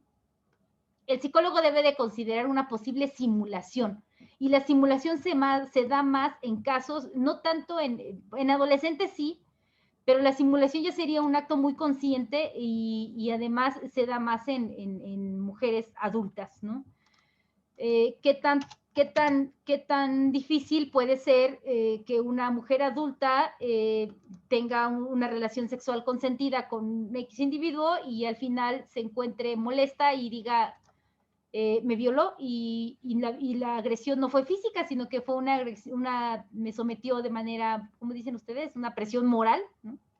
Y entonces yo no tuve de otra más que ceder. Y aquí están las evidencias de que así fue. Les recomendaría ver la película de David Gale, así se llama, una película de David Gale, la película de La Casa, que son las películas que yo recomiendo, les digo, para que vean cómo a veces se van gestando todo este tipo de simulaciones y que a veces la gente no lo cree, ¿no? Que los menores, exactamente, los niños tienden a contar y volver a contar, y muchas veces la historia se la aprenden de memoria, llegan a aprendérsela de memoria, lo decía por su buena memoria.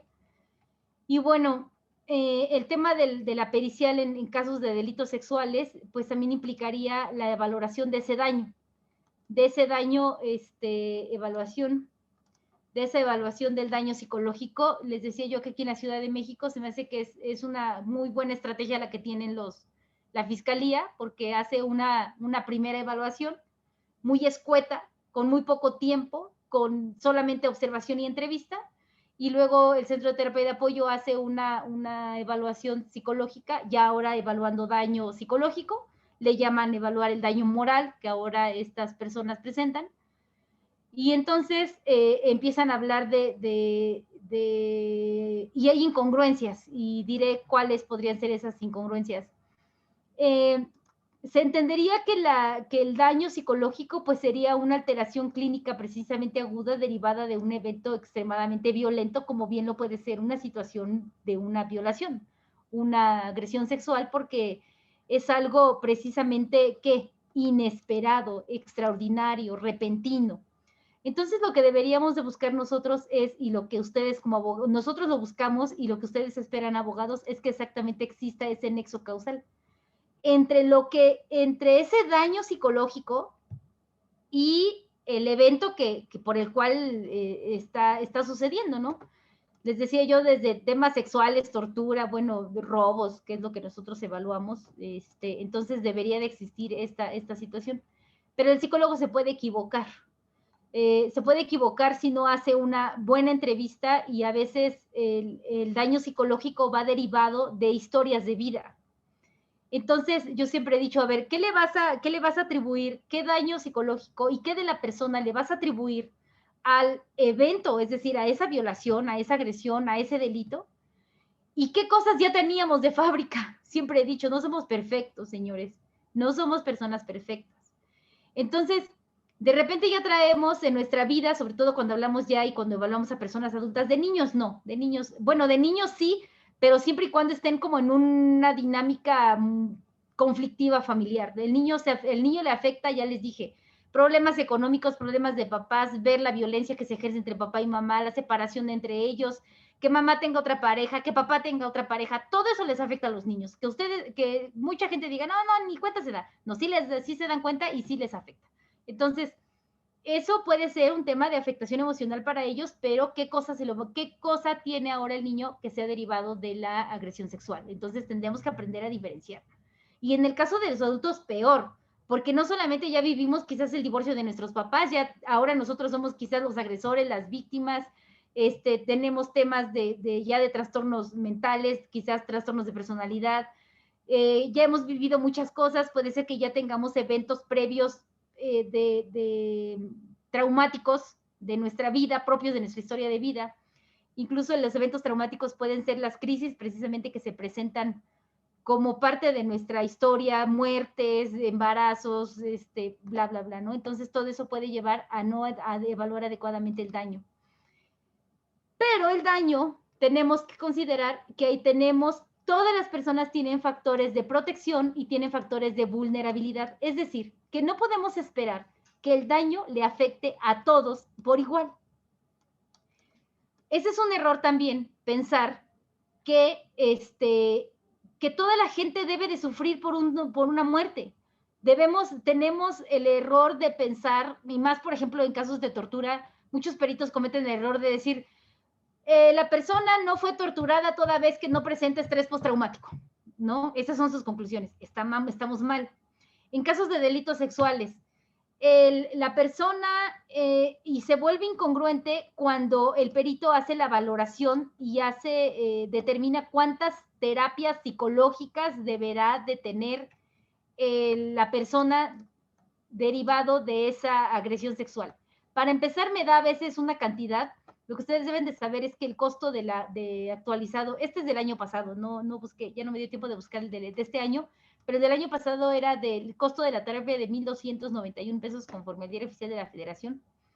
Y entonces multiplican y al final ustedes se dan cuenta que hay dictámenes donde se dice cuál es la terapia ni siquiera llegan a de 1,291. Le ponen más o menos como 800 pesos, 600 pesos a la terapia, multiplicado por 20 o 30 o 40 sesiones, me lleva una cantidad de X, que ese es el costo por las terapias psicológicas en cuestiones de delitos sexuales. Pero nunca me explicaron los peritos por qué. ¿Por qué esa situación?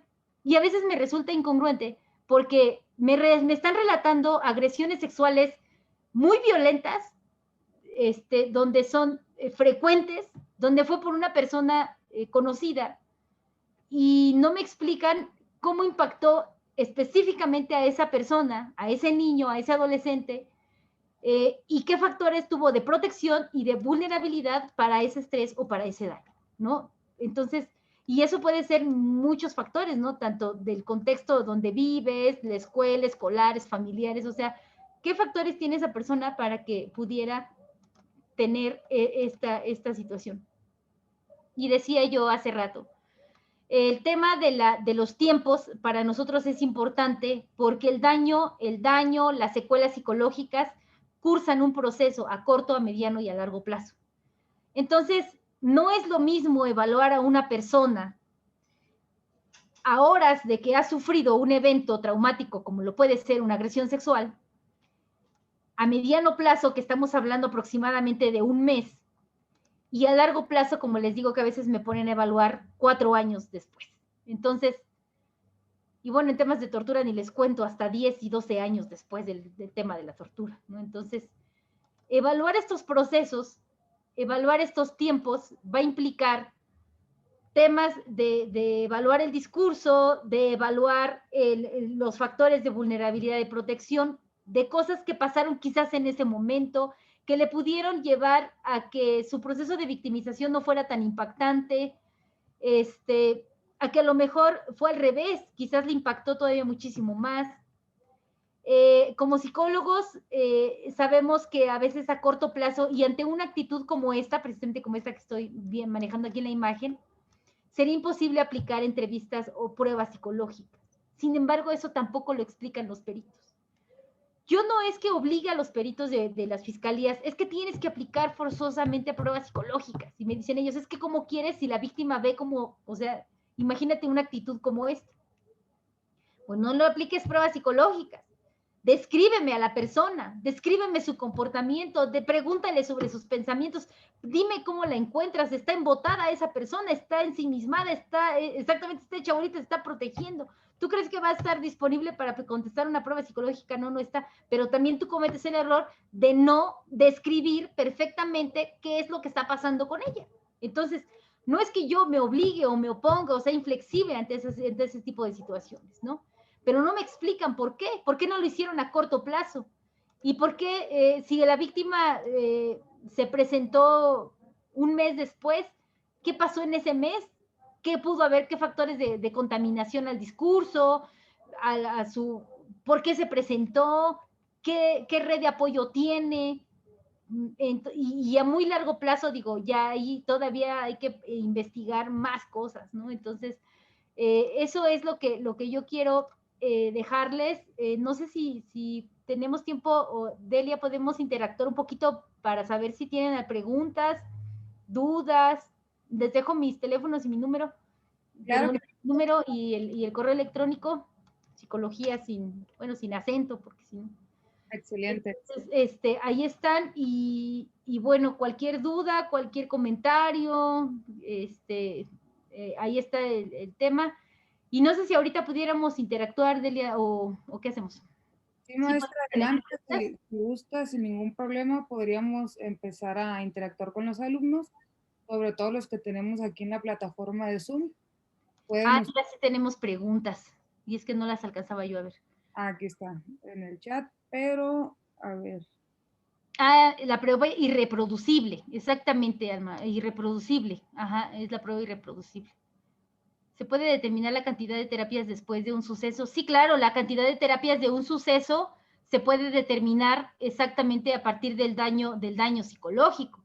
Entonces, ese daño psicológico, por eso les digo que debemos de hacer una adecuada evaluación, porque después los abogados pues tienen ahí el dato donde ya hay un peritaje, donde dice que se deberá por reparación de daño o del daño moral, se debe de pagar tal cantidad. Aquí el punto es, ¿por qué esa cantidad? Está bien sustentada, está bien argumentada, ¿qué hay en ese tema, ¿no? Entonces, ahí es donde creo que al momento sobre todo creo que ustedes a veces requieren mucho a las audiencias de juicios orales estar cuestionando a los peritos, ¿no? Y preguntarles, ¿no? Y de repente, sí se han acercado muchos abogados y me dicen, oye, ¿qué le pregunto a este perito, ¿no? ¿Cómo vamos a echar abajo este dictamen? Bueno, pues ya, ahorita creo que ahorita ya les voy dando algunos tips, ¿no? ¿Qué prueba psicométrica se recomienda para niños de rangos entre 7 y 10 años de edad? Bueno, les decía yo hace rato, primero hay que ver el tiempo que tenemos. El tiempo y el momento procesal en el cual estamos. Yo siempre les digo, hay que considerar el tiempo procesal. Cuando me refiero al tiempo procesal es cuánto tiempo tenemos para evaluar, para entregar ese dictamen. En mi caso, yo siempre lo pregunto, abogado, ¿cuánto tiempo tengo para hacerlo? Porque en razón de cuánto tiempo tengo para hacerlo, entonces yo veré qué pruebas elijo. Por ejemplo, en cuestiones de inteligencia, por ejemplo, para 17, 10 años. Ah, ¿qué crees? Que 7, 10 años podría yo aplicar, por ejemplo, una prueba de inteligencia que se llama Shipley, que puedo hacerla en cuestión de 20 minutos, ¿no? Y me va a dar un coeficiente intelectual. Pero fíjate que sí tengo tiempo, entonces, y que no hay mucha prisa por entregar ese dictamen, y que además es importante evaluar el discurso del menor, sus capacidades cognitivas. Ah, pues, ¿qué crees? Entonces podría yo aplicar una prueba Wechsler, pero eso va a estar en función de los tiempos, del lugar incluso donde yo evalúa. No es lo mismo que yo evalúe en mi oficina, en mi despacho, donde yo tengo el mobiliario y el lugar para evaluar menores, a que me digan, vas a evaluar al menor, pero lo vas a evaluar aquí en el juzgado, ¿no? Entonces dices, chin, en el juzgado, ¿y dónde me van a dejar en el juzgado? ¿Dónde voy a trabajar con ese niño? Entonces, la elección de las pruebas, hay que considerar los tiempos procesales, los tiempos en los cuales yo me llevo para aplicar esa prueba. Les decía yo hace rato, hay que considerar que sean pruebas que sean estandarizadas para población mexicana, que dependiendo también del contexto del menor, a veces nos quedamos, no sé de dónde sean ahorita, pero de repente sí vemos que hay lugares de nuestra República Mexicana que nos vemos muy limitados en el tema de la educación, ¿no? Entonces, pues hay que ver si de la educación, del lenguaje con los niños, entonces eso lo tenemos que considerar psicólogos. Entonces, hay que revisar nuestras pruebas y sobre todo yo a veces les digo, hay que irnos a Manual Moderno y ahí si Manual Moderno la publicó, si Manual Moderno la tiene, ya estoy haciendo comercial, pues es porque esa prueba sí está validada y estandarizada y está en el mercado, pues, ¿no? Las demás son escalitas que podemos a veces encontrar en libros y hasta en el internet. También me están preguntando aquí que las terapias del psicólogo forense o de consulta, dice, la cantidad de terapias que se requieren las determina el psicólogo forense o las consultaría con un clínico. Pues ya el forense, porque a mí me preguntan cuántas terapias en razón del daño. Yo no voy a dar las terapias, por supuesto, yo no voy a dar las terapias, pero sí por supuesto que me apoyo cuando, no quiere decir que yo haga, o alguna vez alguien me dijo en Facebook, ustedes se sienten entonces superiores a nosotros. No, no es que nos sintamos superiores, somos un complemento. Entonces, yo lo que voy a hacer es buscar quizás literatura de psicología clínica para apoyar y fundamentar mi dictamen y decir, ¿sabes qué? Los clínicos y los terapeutas sugieren que ante este padecimiento, bueno, es mejor esta terapia, una terapia cognitivo-conductual, que va a llevarte tanto tiempo o por estas circunstancias, bueno, me voy apoyando en esa literatura, aunque yo no sea terapeuta. En un dictamen psicológico se justifica el SAP si no se encuentra, es que aunque no venga ni en el CIE-10 ni en el DSM-5, pues hay demás libros, o sea, hay más libros que sí, y lo mismo, también en la parte técnica y en la parte de investigación hay investigadores que están a favor del SAP y en contra del SAP, ¿no? Entonces, creo que ahí no solamente es el CIE-10 y el DSM-5, sino que además, acuérdate que Alondra creo que me está preguntando, dice SAP, síndrome, eso es, la palabra síndrome se ha estado cuestionando porque dicen que es una cuestión médica. Entonces, que le quitemos, ok, quitémosle la palabra síndrome, nos vamos a quedar con alienación parental. La alienación tiene que ver más bien con un término estudiado desde la psicología social, alienación. Y parental, bueno, pues porque no vamos a negar que se da en esa relación de familias y de problemas entre padre, madre, que al final meten ahí al menor en medio, ¿no? Entonces, no existe todavía. Lo que creo es que yo espero que para el DSM-6 dice que es probable que ya aparezca ahí. Es probable que para el 6 aparezca. Entonces, si recuerda, hasta el piso frío es de dudar. No, al revés. Yo les decía que, y no es un solo dato, ojo, cuando yo llego a la conclusión de que el dicho de la persona es creíble, sí tiene criterios de credibilidad, no es por un solo hecho. Entonces, por ejemplo, yo aquí lo ponía el ejemplo, ¿no? De repente en el discurso la gente dice, cuando me aventó sobre el piso, en la superficie que sea, en el mismo discurso la gente dice, sentí el frío, sentí las piedras, sentí cómo me dolió la espalda, cómo me aventó, cómo me empujó, porque es algo que lo percibiste con tus sentidos. Entonces no es que sea de dudar, sino es todo lo contrario. Es al revés, es que es el criterio que te da de realidad. Se los voy a poner también bien claro y en ejemplo. Creo que todos han mentido a sus madres cuando fueron adolescentes o a sus esposas, diciendo que fueron a un lugar cuando no fueron, ¿no? Ya se están riendo ahí, ya estoy bien. Entonces, todos lo hacemos. El punto es que alguna vez alguien en un juzgado me dijo, hasta usted miente, perito. Claro, yo miento, o sea, no puedo yo decir, nunca he mentido en mi vida. Claro que he mentido, claro que sé cómo se debe mentir, o sea, creo que todo el mundo lo hace. Entonces, esos son los temas eso es lo que mide exactamente esas pruebas cuando queremos presentarnos como una persona completamente perfecta y no lo somos. Entonces, si todos han mentido respecto de haber ido a una fiesta, a algún lugar al cual no fueron, pero dijeron que sí fueron, entonces imaginen ustedes, así bien sencillito. Entonces de repente llega la esposa o la mamá o nos preguntan, oye, ¿qué tal la fiesta? Y nosotros, bien, bien, bien, bien, muy bien la fiesta. Y entonces la esposa, la novia, la amante, la mamá se espera que tú le cuentes cosas de la fiesta, ¿no? Y a lo mejor, si yo sí fui a la fiesta, y siempre lo pongo así, si yo sí fui a la fiesta, le digo, ay, mamá, ¿y qué crees que mamá, marido, esposo, novio, amante, o porque lo he hecho? Entonces dices, ¿qué crees que? No, el ambiente estaba súper caluroso, o al revés, no fui a la fiesta y ¿qué crees que fue en un jardín y entonces sentí muchísimo frío? No, y además, ¿qué crees? Que la comida estaba súper salada, no me gustó, o al revés, la comida estaba súper rica, ¿no? El chef se lució, ¿no? Entonces, y créanme que las mamás, las esposas, las novias, los amantes no son psicólogas del testimonio, pero están escuchando. Y llega la siguiente fiesta a la que tú dices que fuiste, y entonces, ¿qué tal la fiesta? Bien, bien, bien. Y entonces está esperando a que le cuentes qué tal la comida, ¿no? Y tú así de, ¿y la comida?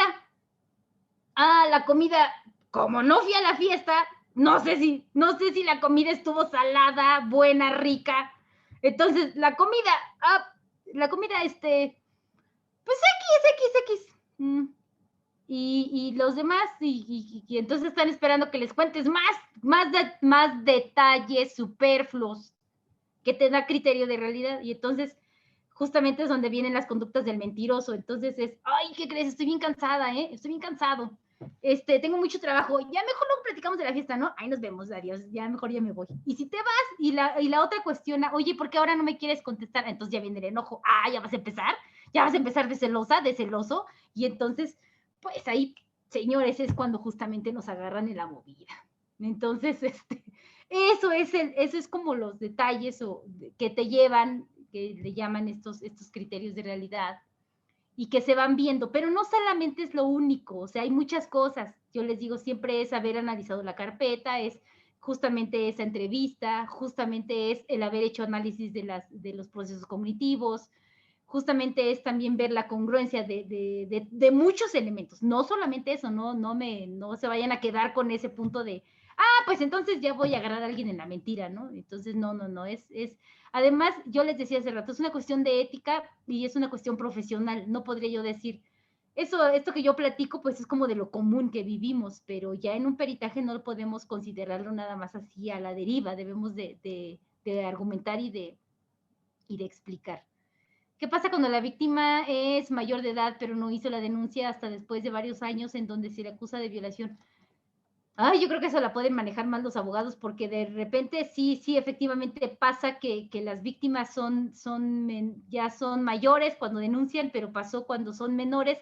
Pero bueno, yo lo que veo es que muchas veces los ministerios públicos dicen, no les creen, no hay una situación como de credibilidad. Y entonces más bien viene la revictimización. ¿Y por qué apenas? ¿Por qué apenas vienes a denunciar? ¿Por qué no lo dijiste antes? ¿No? Entonces te empiezan a cuestionar, ¿no? Entonces, pues eso es revictimización, ¿no?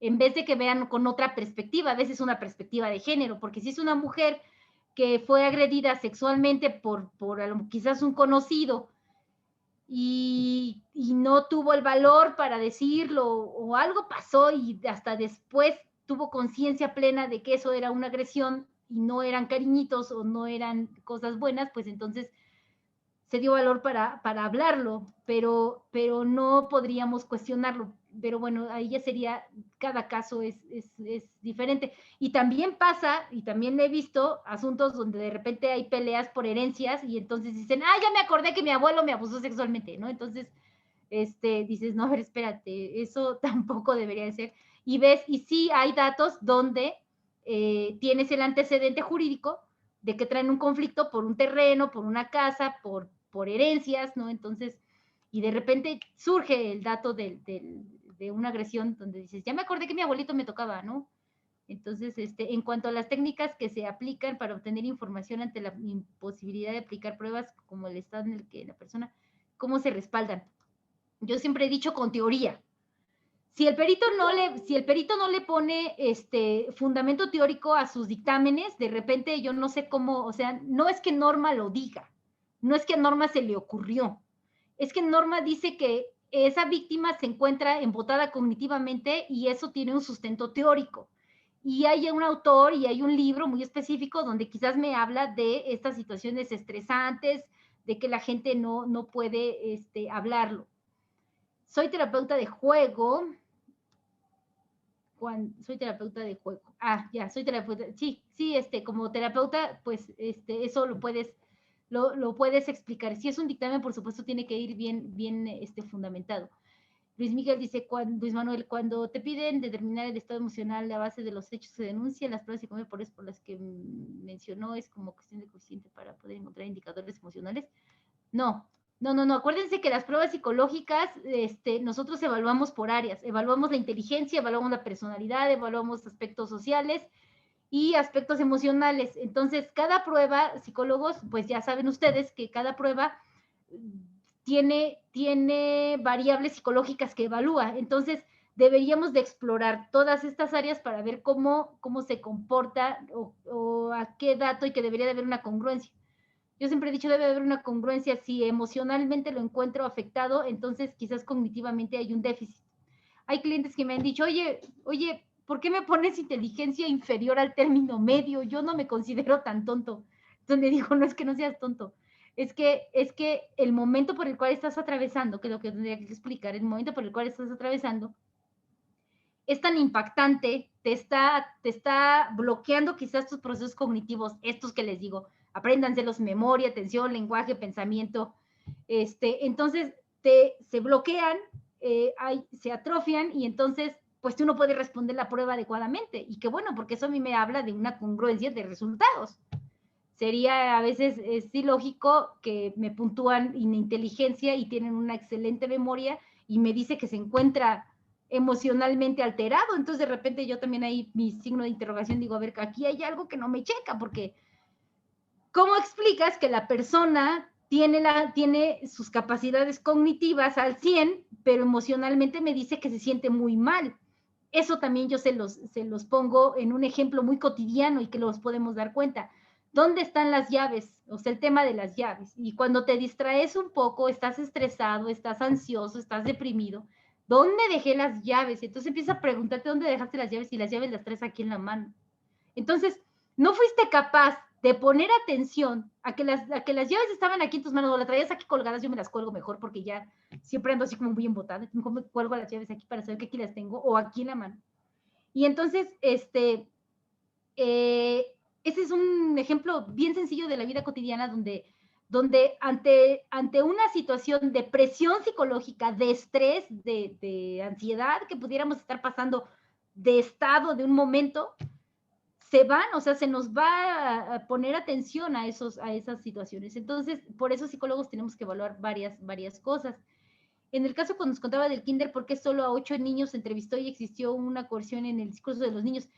¿Por qué solo 8 niños? Porque los abogados hicieron ahí todas sus estrategias, y entonces hicieron estas cosas que se llaman amparos y muchas situaciones donde al final determinaron que de los 22, 23 niños que supuestamente fueron agredidos sexualmente, solamente 8 eran las personas que sí habían elementos para considerar que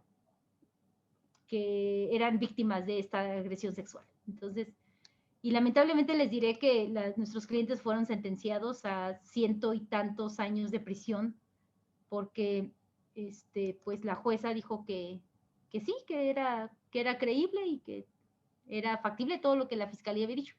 Incluso les diré que en ese caso el fiscal contaminó, y yo lo hice ver en mi dictamen. Imaginen ustedes que al niño le dicen, y se hace constar, y se lo puse ahí textual a la juez, y se hace constar que en este momento el Ministerio Público, en auxilio de la psicóloga, le muestra al menor de 4 años, del menor de 4 años, una fotografía de un pene, de un pájaro y de un gato, para que nos diga qué fue lo que el maestro le enseñó, y a ver si identifica y puede diferenciar entre el pene, el gato y el pájaro, ¿no? Entonces dices, a ver, creo que ahí quien está cometiendo esta alteración y quien está violentando al menor es el fiscal. O sea, si ese niño no había visto un pene, ya se lo puso en imagen. Entonces, y además, todavía peor, dice, se hace constar, y lo pone ahí en actuaciones. Pero bueno,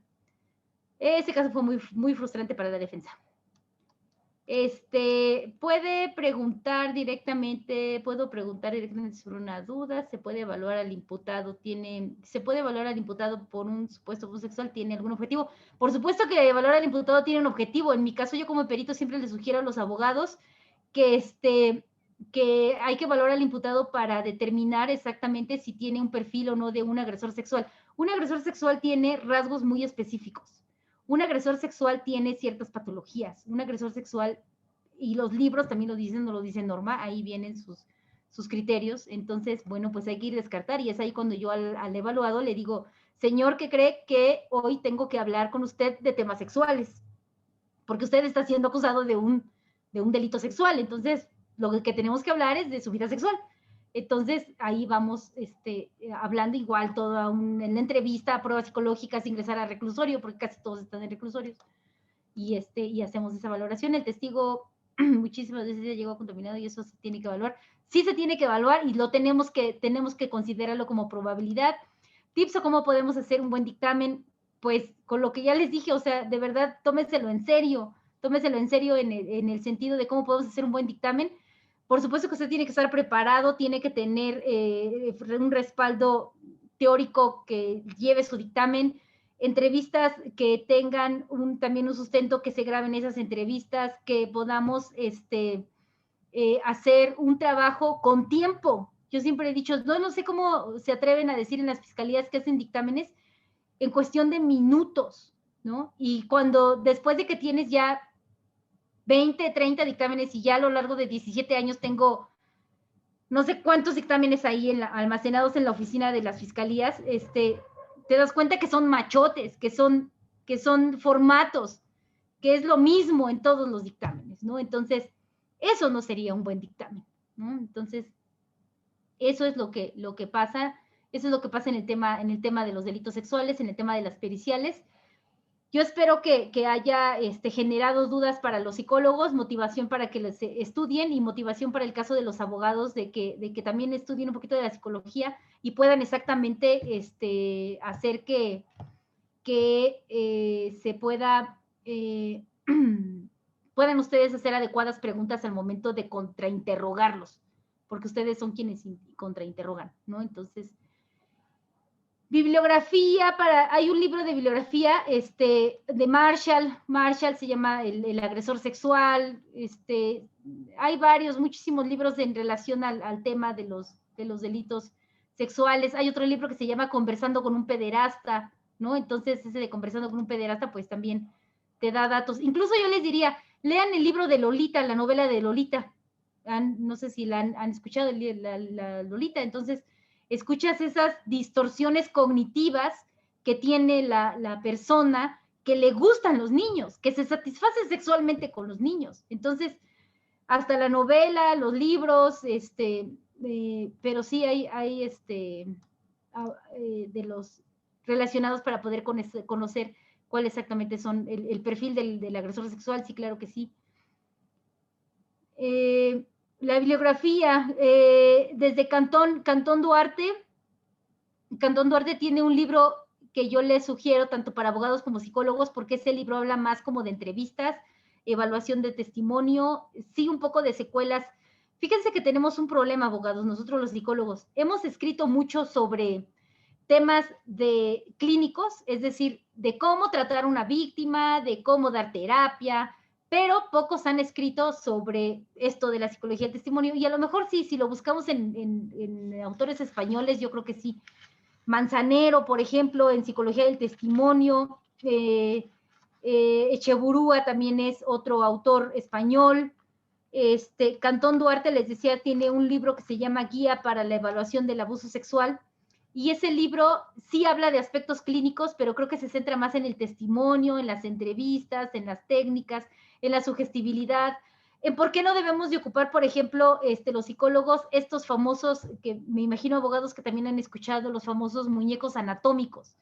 Evaluar con muñecos anatómicos no es recomendable. ¿Por qué? Pues porque yo siempre, y lo dice el mismo libro de Cantón Duarte, porque los muñecos de los niños, aquí tengo una muñeca que me dejó mi niña, una muñequita como esta. Si yo le quito la ropa a esta muñeca, le voy a encontrar un calzón de plástico, ¿no? Y los muñecos sexuados sí viene papá, mamá y así los dos adultos, papá, mamá, niño, niña. Y los muñecos sexuados Entonces el psicólogo le empieza a quitar la ropa y le dice, mira, tiene un pene y tiene vello púbico. El niño, por supuesto que dice, ¿cómo? A ver, o sea, si no lo había visto, con el muñeco sexuado, ya lo vio.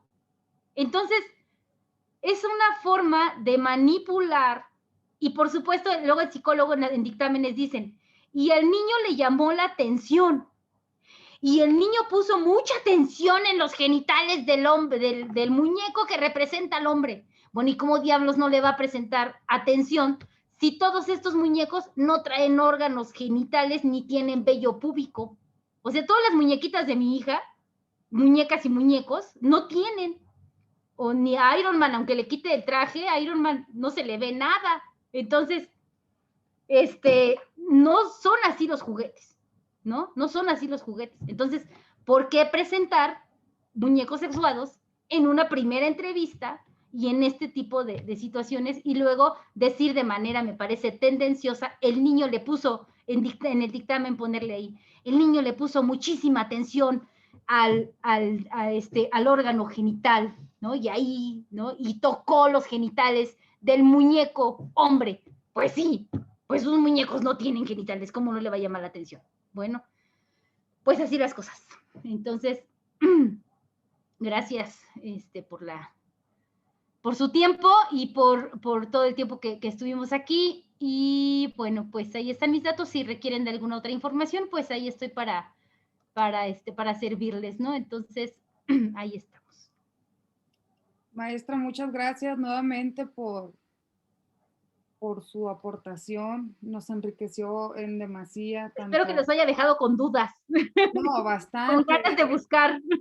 De hecho, sí, nos apasiona bastante la psicología, aún así siendo abogados, usted nos deja con varias espinitas más para que los abogados nos capacitemos todavía más Y les digo que a mí en también esta me gusta escucharles a ustedes como abogados, porque es la única manera. Ahí viene el paradero con el pan, les digo que a mí me gusta escucharles también a los abogados porque aprendo también del derecho. Y ustedes, qué bueno que también gusten de escuchar a los psicólogos, de leer de un poco de psicología. Yo les recomiendo mucho leer hoy en día psicología del testimonio, porque de verdad va a ser importante para delitos sexuales y para los temas de identificación, ¿no? Estas supuestas ruedas de identificación que hacen los policías, ¿no? Entonces, pues ahí estamos. Muchas gracias, maestra. No sé Gracias a ustedes. si nos pudiese proyectar nuevamente o no sé, comentarnos sus datos de contacto para las personas que ahí está, tenemos en pantalla los datos de localización de la maestra. Teléfono, me pueden llamar, mandar mensajito, WhatsApp, y no me dicen que estuvimos aquí en la conferencia y ya yo les contesto sus dudas, ¿no? Las dudas, recomendarles bibliografía, ahí estamos De igual para manera, comentarles que esta sesión queda grabada en nuestra página de Facebook. La vamos a estar compartiendo en el perfil también de CISA Justice y posteriormente la subiremos el día de hoy o el día de mañana muy temprano en nuestro canal de YouTube denominado Conocimiento y Justicia. Aquí también van a encontrar los datos de la maestra y esta enriquecedora charla.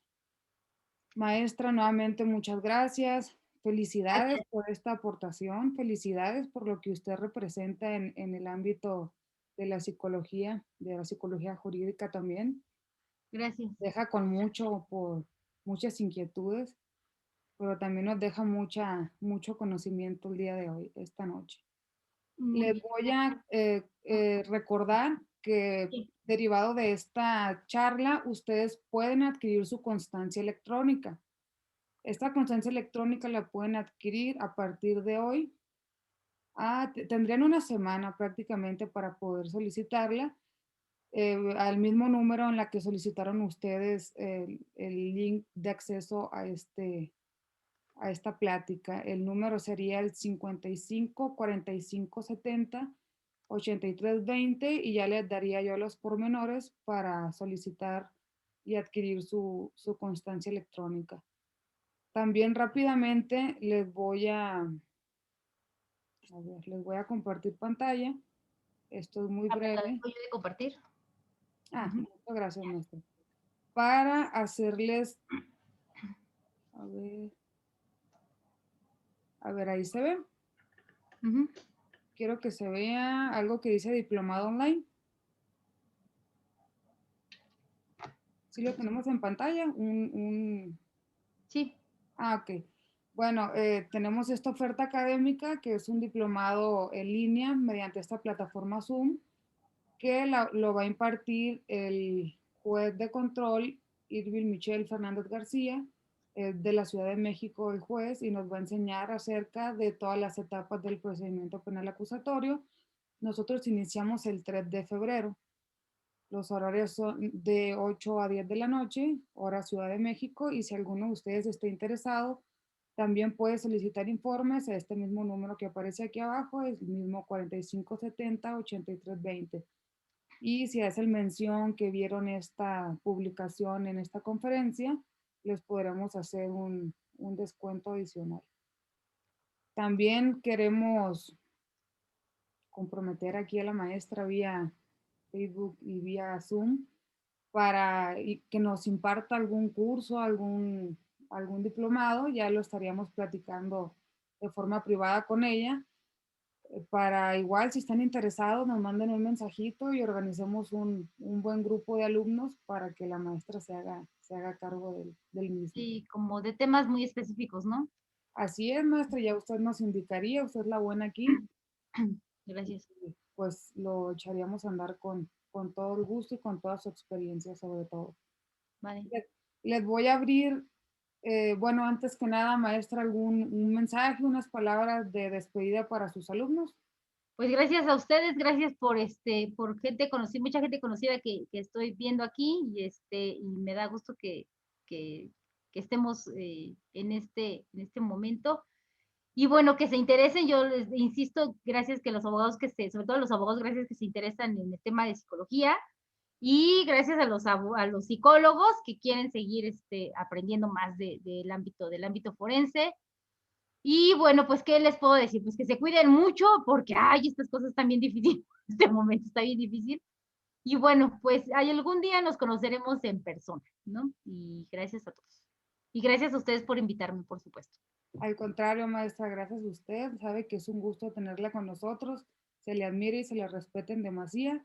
Compañeros de Zoom, específicamente, este es el momento en el que yo les abro el micrófono para que ustedes se despidan de viva voz de su talentosa maestra. Adelante.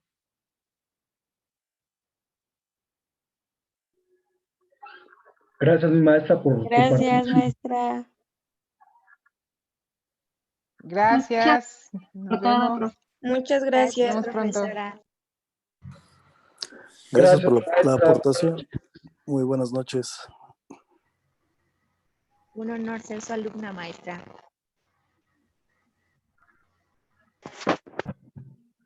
Bueno, Gracias, buenas noches.